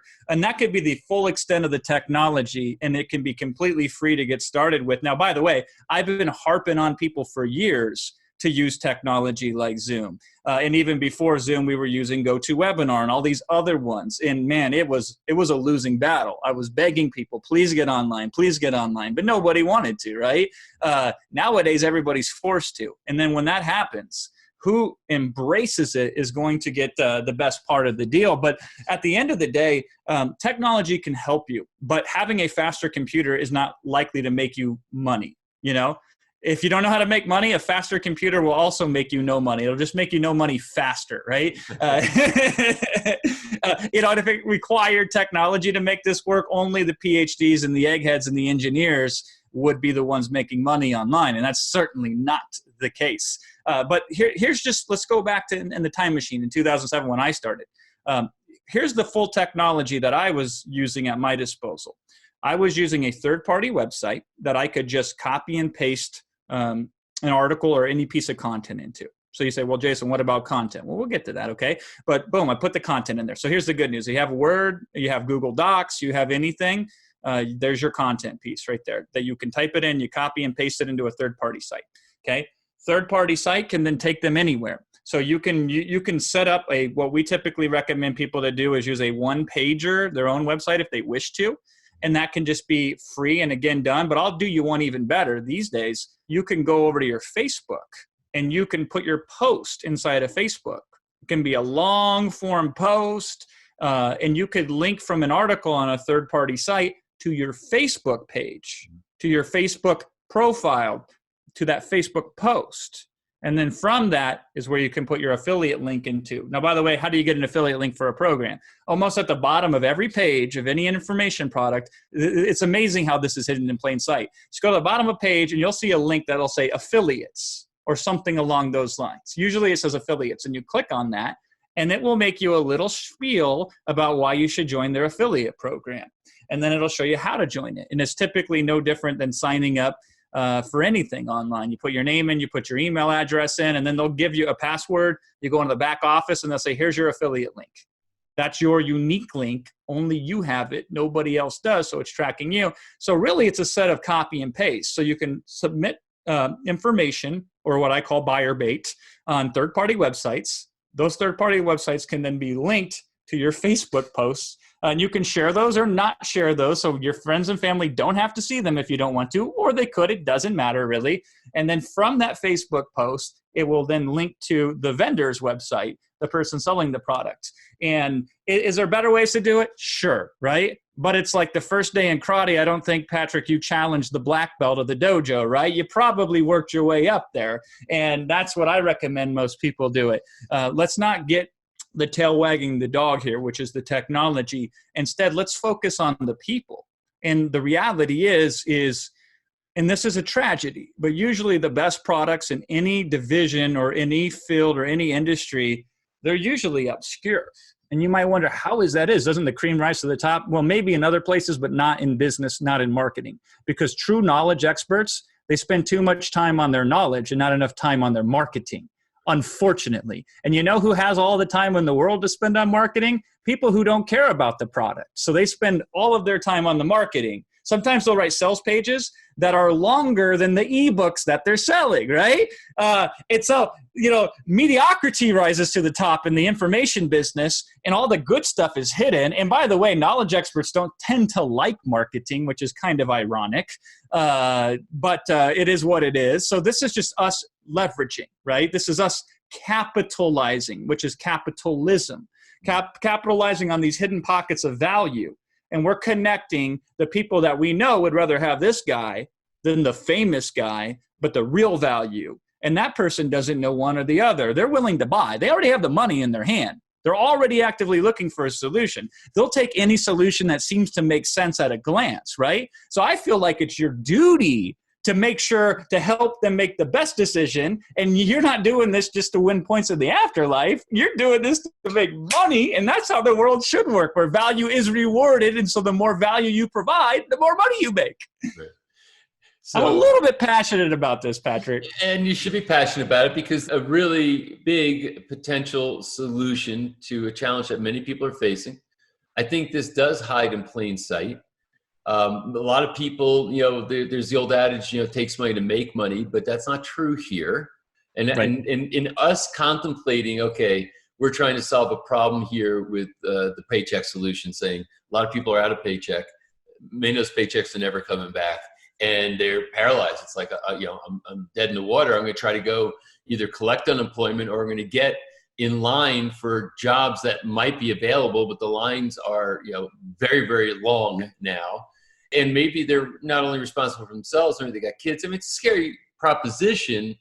And I know there are multiple solutions people can think of, many of which involve, a sizable investment up front, potentially. But what I love about this is that, you're leveraging a form of capital that's not money. It's called relationship capital. What people are leveraging is saying, hey, I actually do have people that I'm friends with on Facebook. I actually do know people. I have a little bit of a network. Doesn't have to be a huge network, but I have some modicum of influence and connection to people. And as you said, I can just be the connection between the people that I know and the products that they may want. And it's never, you're not actually doing the selling. You're just making the connection, and the selling happens after. and then the checks come in the mail or they get transferred to your PayPal box. So, I know that you've studied this more than probably any human being I know on the planet Earth, and now, like never before, it's really something I think that's becoming important. Do you have any, because now we're living in the abstract, right? We're contemplating, the abstract ideas around how affiliate marketing works and how people can enter into it. Do you have a use case or two? I mean, actual people that went from no experience in this to making it work, because that might better inform us. Yeah, this is great. I'm glad you brought that up, because so we hold the top 4 records of all time in the affiliate marketing space by a long shot. So this is definitely my jam. This is my wheelhouse. And so one of the promotions we did, we actually made over $10 million in 8 days. And so that's the record in this space of selling information products and being an affiliate during a product launch or whatever, right? But I've been fascinated with this. So I would study these, who was the top affiliate. So all these vendors, when they do big product launches, they publish the top affiliates. Sometimes they publish all the affiliates. And I will study that like it is, I don't know, like my favorite magazine or something. I'm like, ooh, this is great. I read this back and forth. And here's what happens in every single time I do these product launches. And we've won some of the biggest ones, and we've watched and we've participated and we've helped other affiliates win some of the biggest ones, right? And always without fail, there will be somebody in position 2 or 3 or 4 or 5 or 6 or 7 who sells several $100,000. And you're like, who's that? I've never heard of that person before, right? So I'll give you a great example. So when we were involved in the Amazon and we were promoting Amazon as an opportunity for people to sell product on Amazon, we did that big launch and we were number 1. But what's interesting is the person who was number 3 was this guy named Haroon Qureshi. Haroon Qureshi.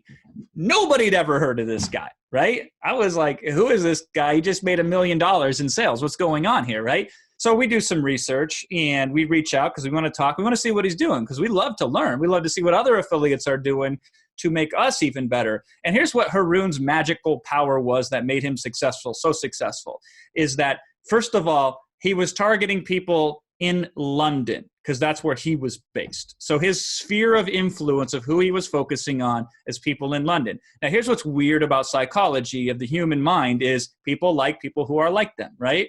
Hey, you're in London, I'm in London. We must be similar. We must be kind of the same. So I like you instantly, right? Hey, you like the same sports team as I do? Awesome, we're buddies. Oh, you like the rivals? I hate you, right? I mean, that's just how the mind kind of works, for better or worse, right? So he's got that going for him. He's also building, and I've never seen this. I can't believe it works, but it works.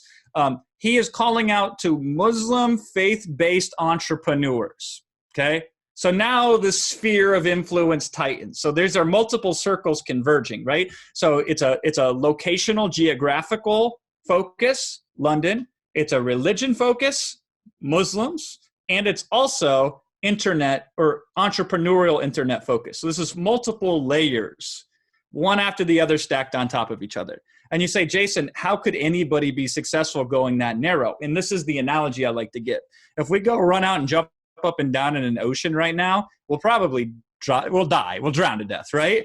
Not going to happen. But if I jump up and down in a puddle, I'll make big splashes. And there's only a couple oceans out there, but there's millions and millions of puddles, right?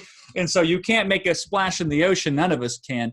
We make splashes in puddles. And so Haroon was automatically had so much rapport, had so much trust, had so much faith from the people that were following him or the people that he could reach. So in his particular case, he could easily reach these people because he would just go in these Facebook groups and they would instantly have the rapport and the connection with him. They could run advertising, which we never run advertising, by the way. I don't really like doing advertising, but you could run advertising in that sense because people are like, whoa, there's another one like me, There's so few of us in the world. I got to see what this is about. And I never would have thought that would have worked in a million years. But there he goes. He crushes it, just crushes it. So another person that we knew was this girl named Athena, which was interesting because Athena bought through us. And then she promoted on her own, though. And she had a mommy blogger Facebook group. And she says, I'm going to do this now.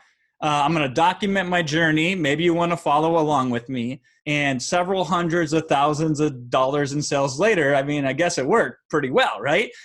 So again, affinity. She was a mommy blogger who had other mommy bloggers she hung out with.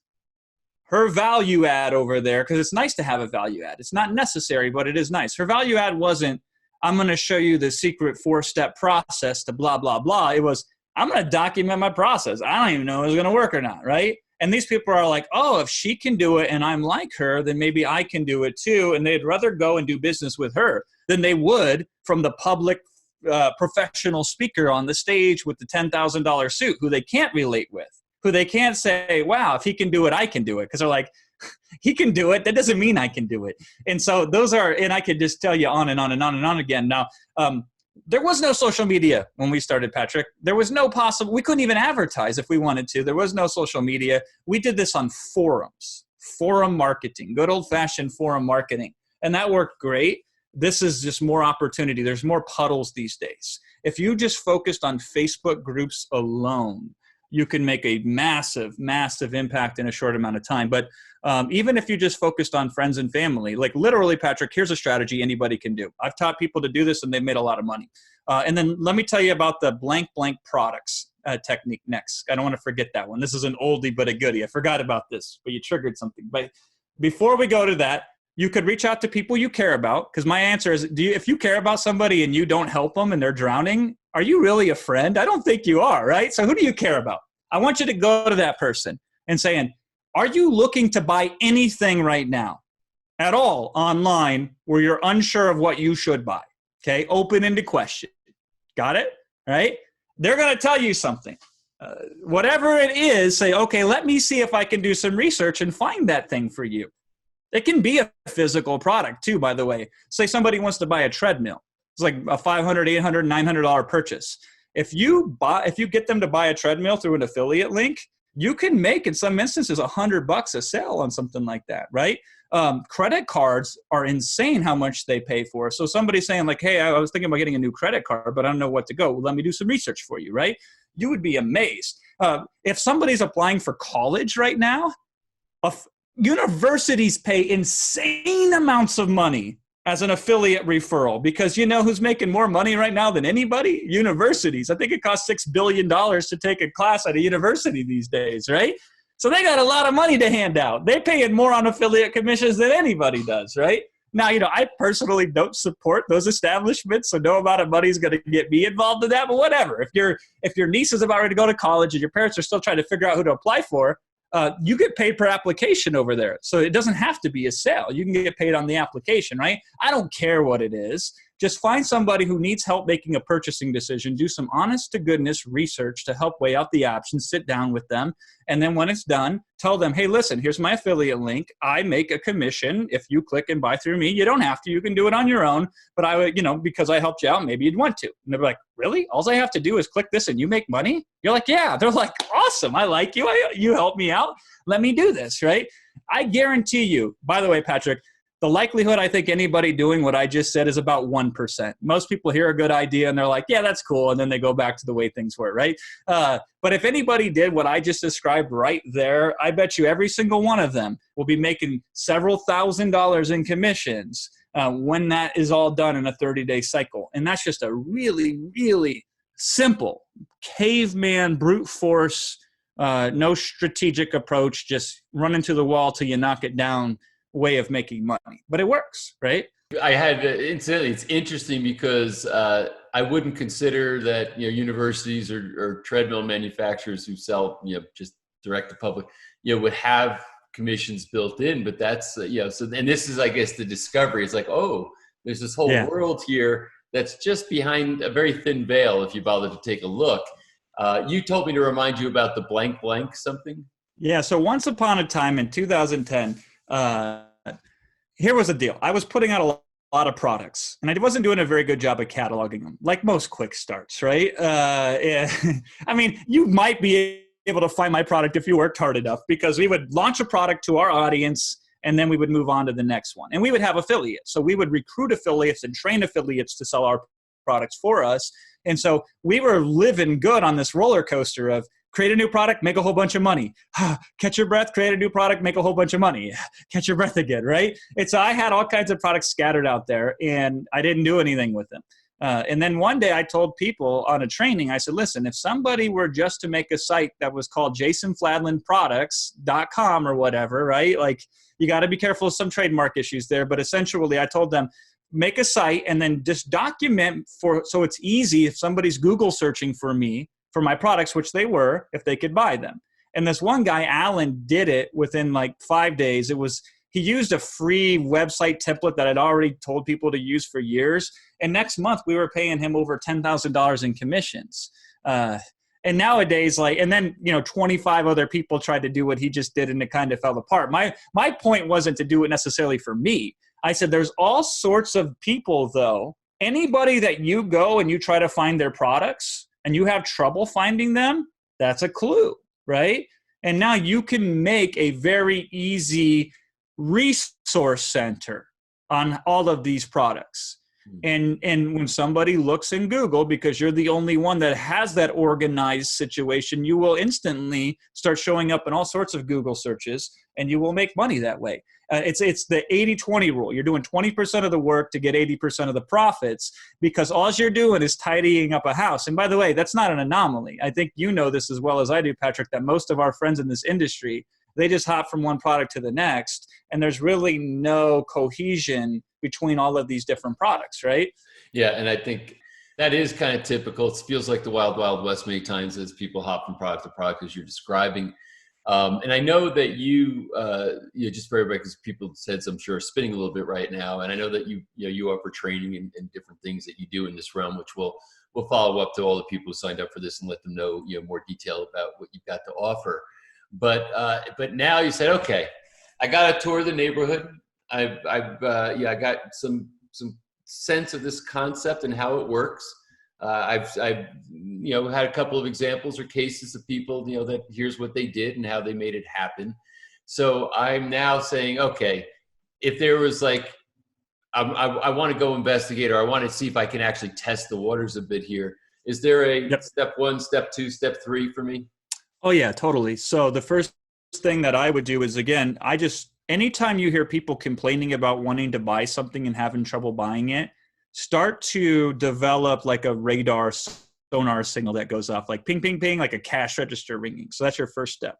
Your second step then is to find if any site or any offer has an affiliate program, and then apply for that affiliate program. A lot of them are instantly, they will accept you. Some of the bigger brands, they're goofy, which is why we don't typically support the bigger brands, right?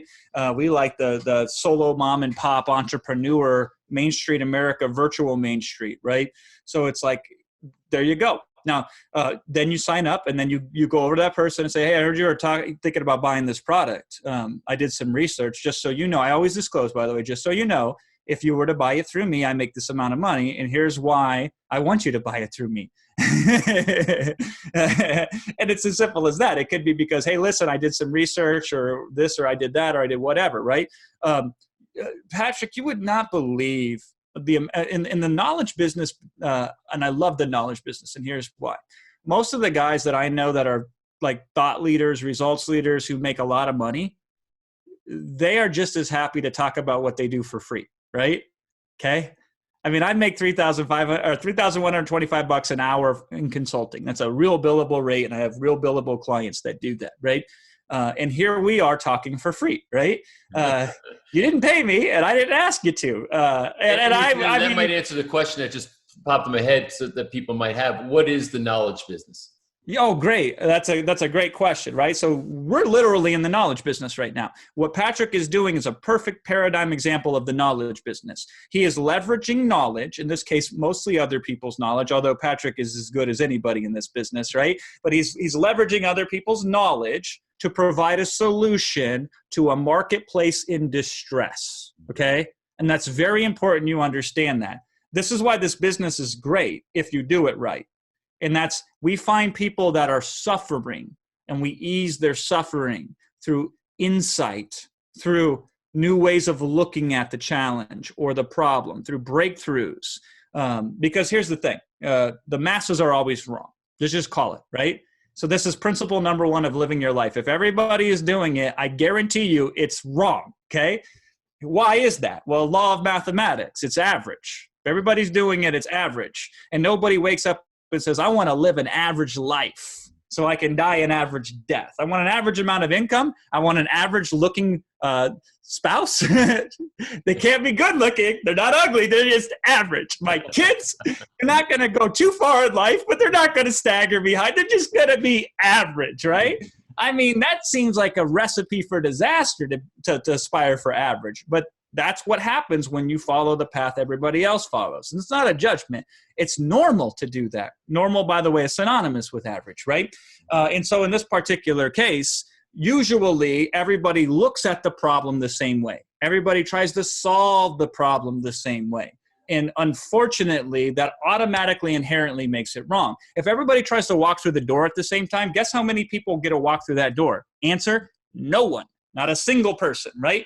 And so insight, the knowledge business, takes experts who look at the problems differently. Therefore, that's why they help and empower and get better results than everybody else, right? Knowledge experts, they love what they do so much, typically. It's their whole world, right?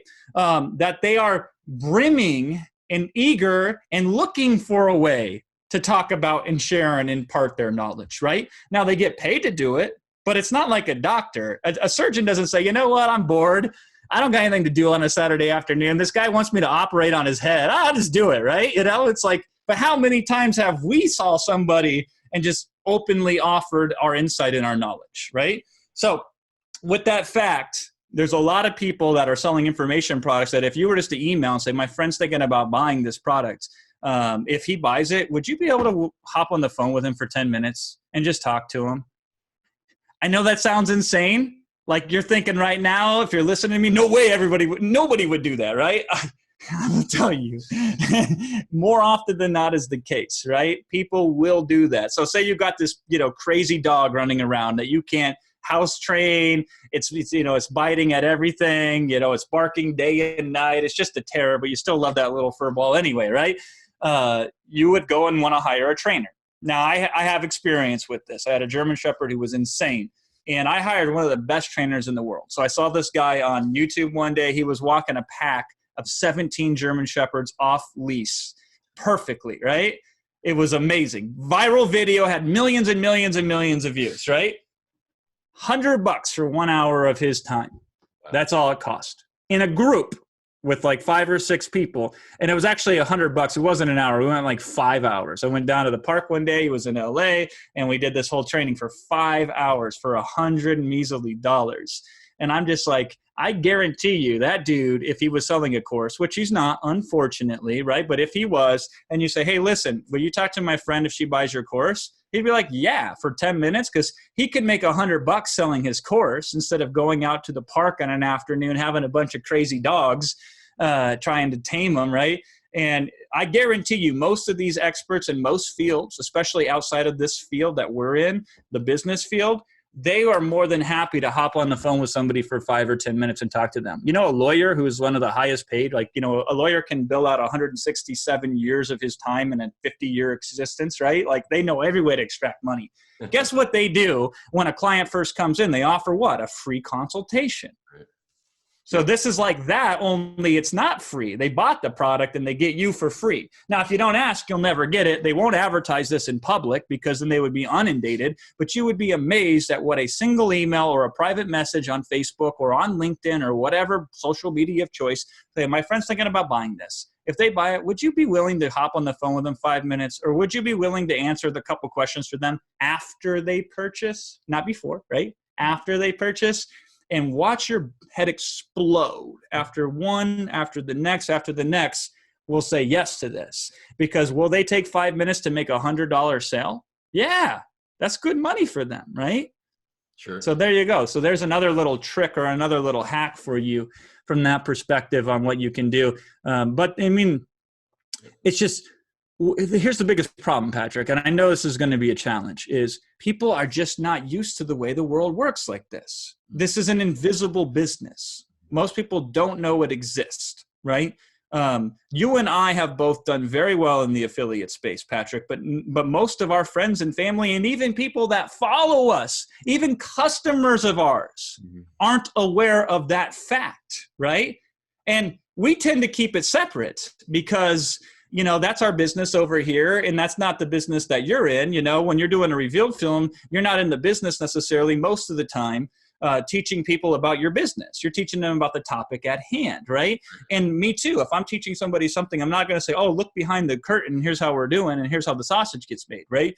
But that's the business that we're in. Our friends and family oftentimes don't even know that's the business that we're in. And it's interesting how a crisis like now is what typically brings it to the front, because it's like, okay, now people need to get paid. Now there's some urgency here. And I always think about like my grandma in her advanced age to try to make ends meet. She went around and she sold Avon, right?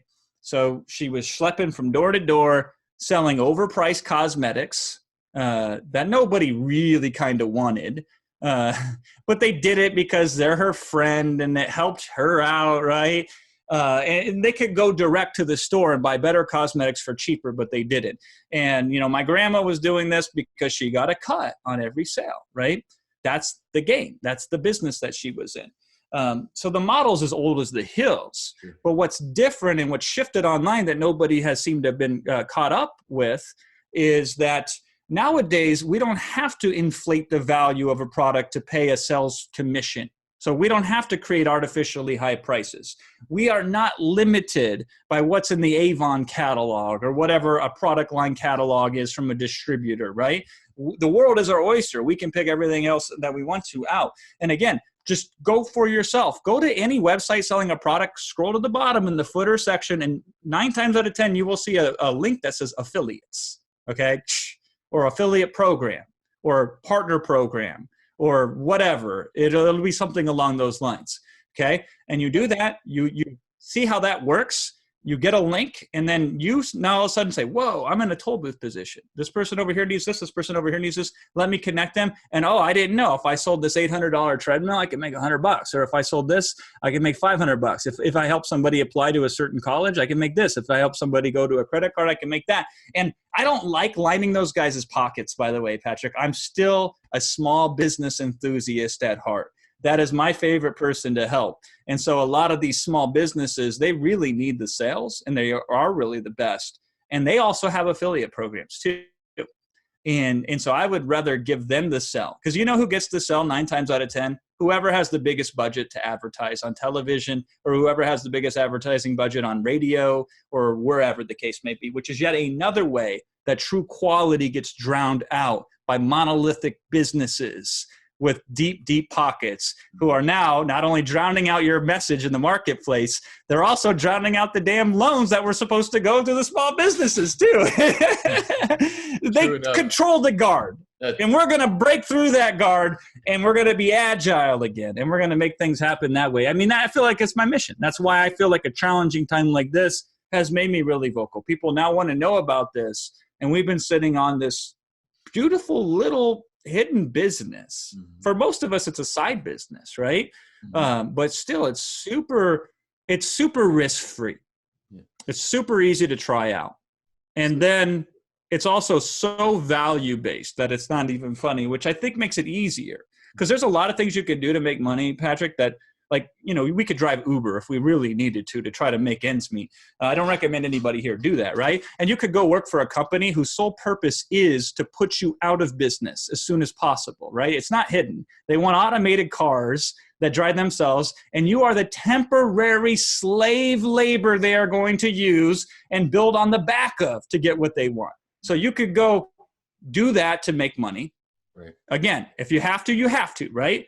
Or you could find true one-of-a-kind, game-changing, world-class products that are under-marketed. So they're on page 10 of Google, so you got to go 10 pages. You know who doesn't do that? 98% of consumers. You know who can do that? Anybody who wants to click through 10 pages can do that. And that's usually where the best solutions are hidden.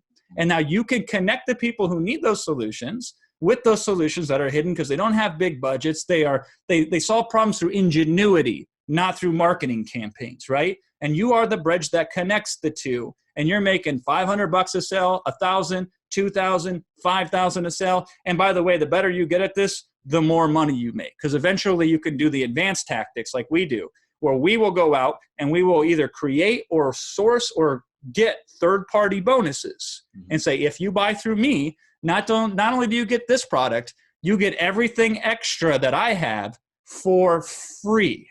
And they're like, what? I was going to buy that anyway? I could buy that direct from the vendor and only get that?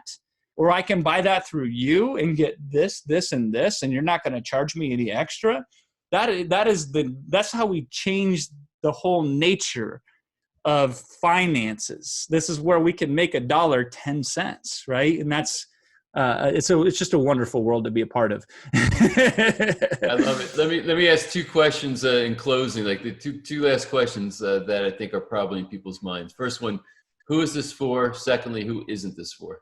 Ooh, great question. So let's start with who isn't this for, right? Couple people this isn't for, and mostly it's attitudinal who this isn't for, right? So let's start with, though, the types of people who I know are probably not going to make this work. And I've seen this over and over again. There is a lot of people who are like, okay, I did this, now what? And then they wait. And so oftentimes when we have to learn something new, we study it from somebody, or we buy a program or a training or whatever. Maybe we go to YouTube and watch it for free, or listen to 1,000 podcasts. I don't know, right? But what we do is we say, okay, I listen to this guy or this gal, I try this thing, and then I wait and try to get clarification on what to do next. And then until I can figure out what to do next, I continue to wait. And then when I go and find out what to do next, I do that next. And then I'm back to waiting again, right? And there's this concept that I repeat to my clients over and over again is the following. It's easier to make decisions right than it is to make the right decisions. When you're starting, make a decision and then make an adjustment. And so I'm wrong most of the times at the beginning, but I'm right almost every time at the end, because I figure out and I make adjustments. And that's a lot of this business here is most of this is acting boldly with incomplete sets of information.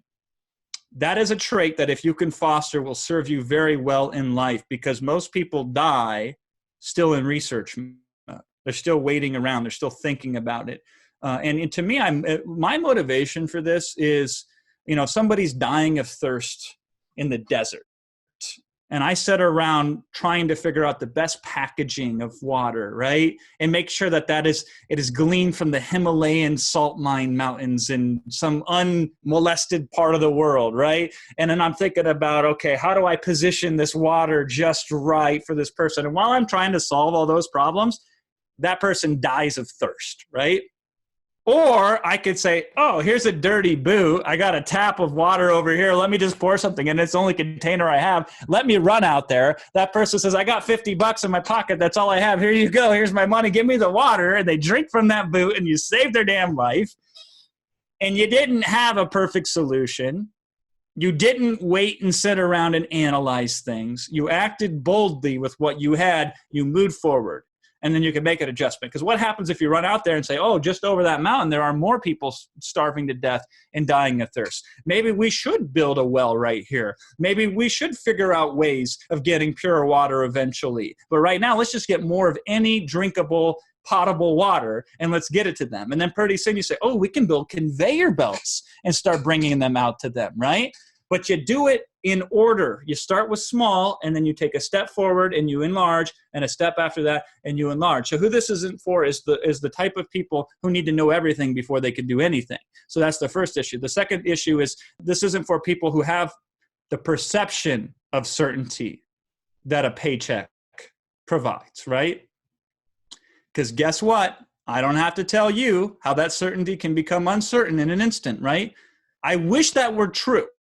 I honestly, because I know for not everybody's cut out to build a business where you don't know how much you're going to make week in and week out. Like, Patrick, do you know how much you're going to make next month exactly down to the penny?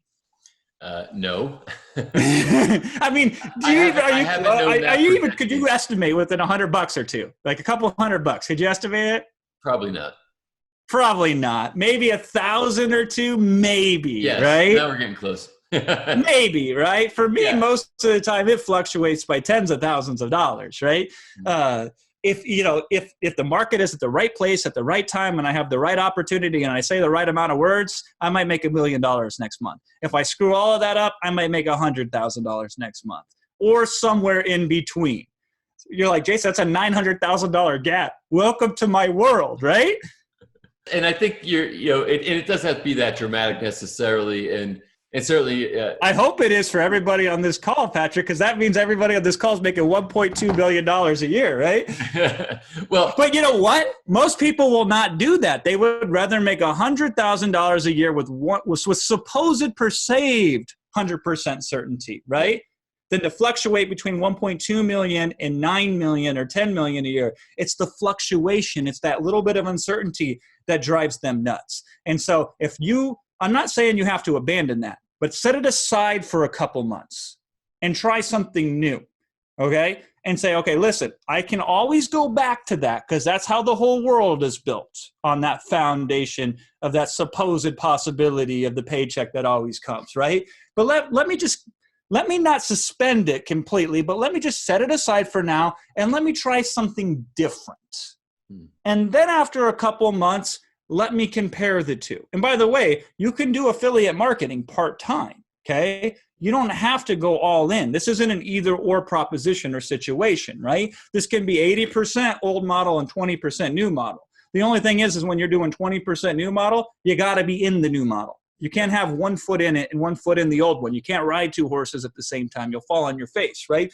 And so that's all I ask. But there are certain people that would wave away $1 million just so they could think that they had $100,000. But, Patrick, we always forget it. It's true. We just forget it. It's like nothing is sacred.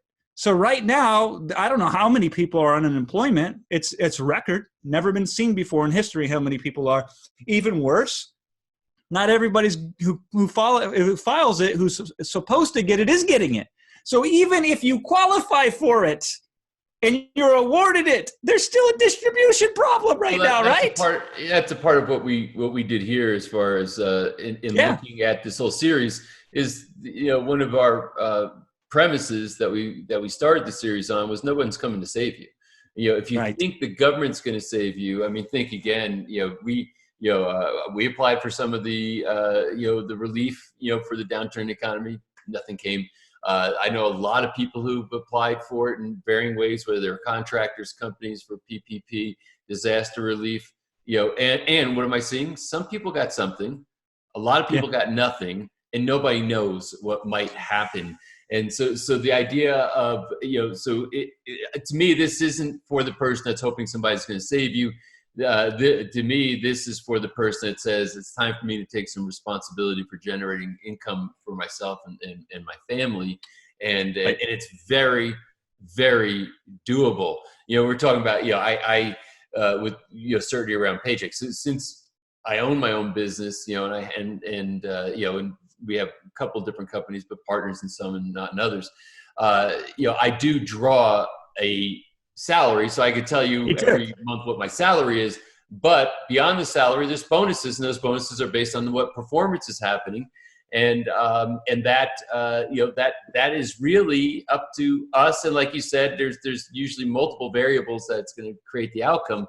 But in the end, what you've proven, and I think this is the thing I want everybody to understand, what you've proven is that people can enter into this arena.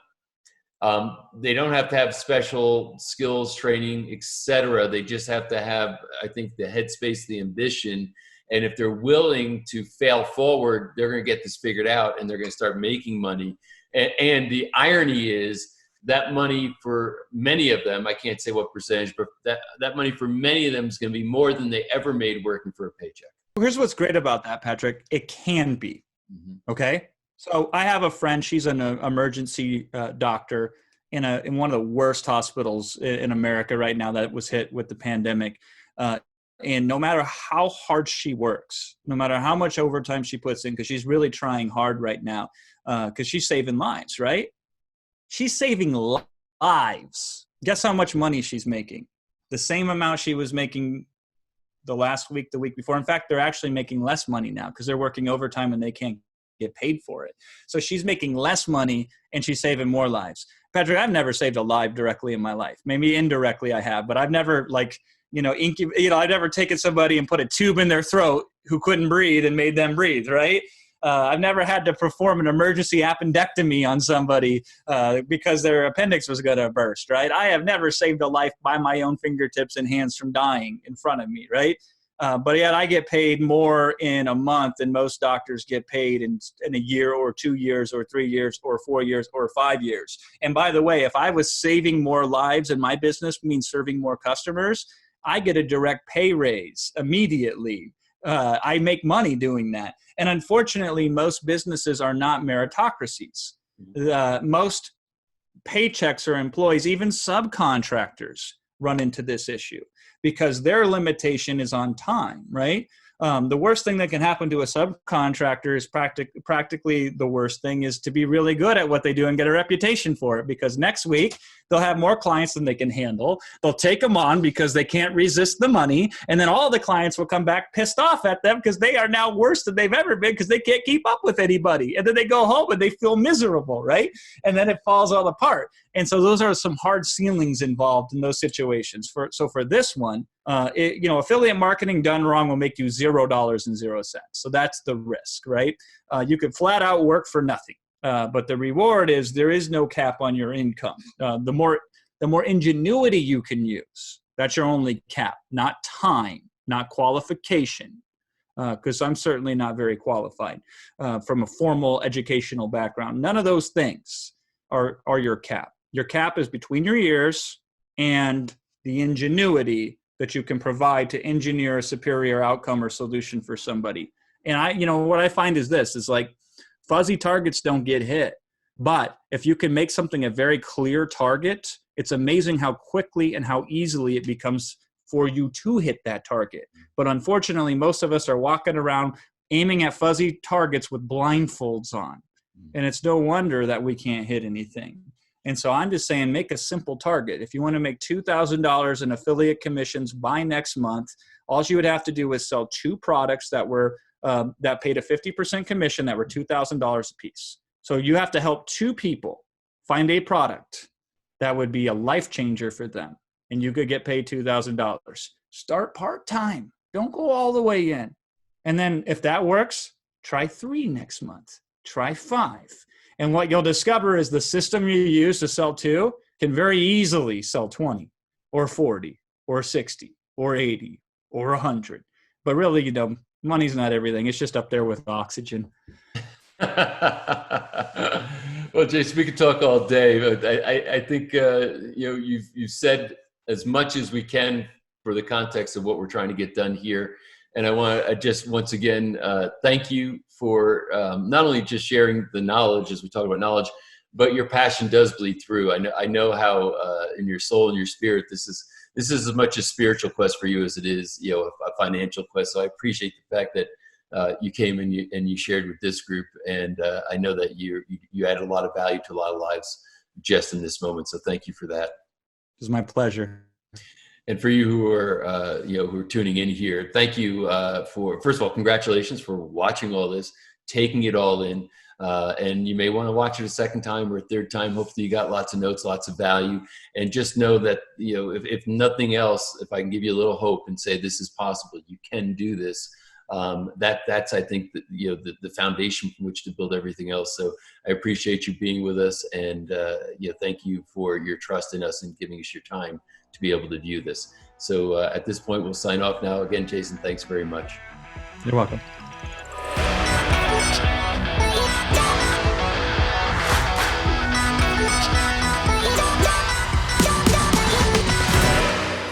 That completes episode 2. Again, so much great content, and we're just in the beginning.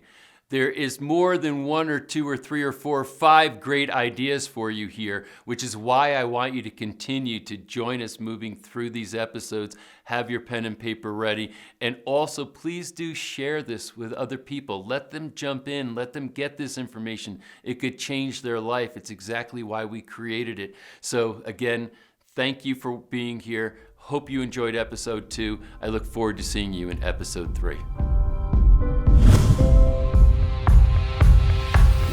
we stopped having adversity in life. We had natural adversity up until about 95, and then it went away. And because of that, human beings cannot tolerate challenges. So everybody wants to go from, I got it, I'm laid off, I'm out of work. How do I become Warren Buffett? And there's like no in between. How do we get to a place where we're sturdy, where we can breathe? From that position, once we get there, I'll tell you what to do next. But until you get there, we're having no other conversation.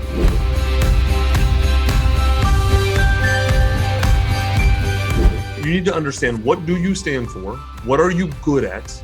And in what niche do you want to be either one of the top people or own the niche if possible? So like when I say create media, I would start with blog posts. I would start with LinkedIn posts. I would start with Instagram videos.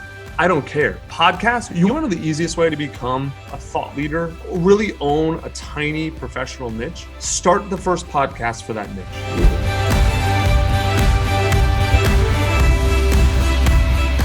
The tax code, 76,000 plus pages, is like 99% written for the business owner and 1% of it is for the W-2 employee. Not to mention, if we consider tax reform from 2018, they took away even the few benefits the W-2 employees had, and now is even much more favorable to have a business and to be able to play by the rules that businesses are allowed to. It's a game, and the government has created the rules for the game. How do we win at keeping more of our money in our pockets? That's what the tax code was written for.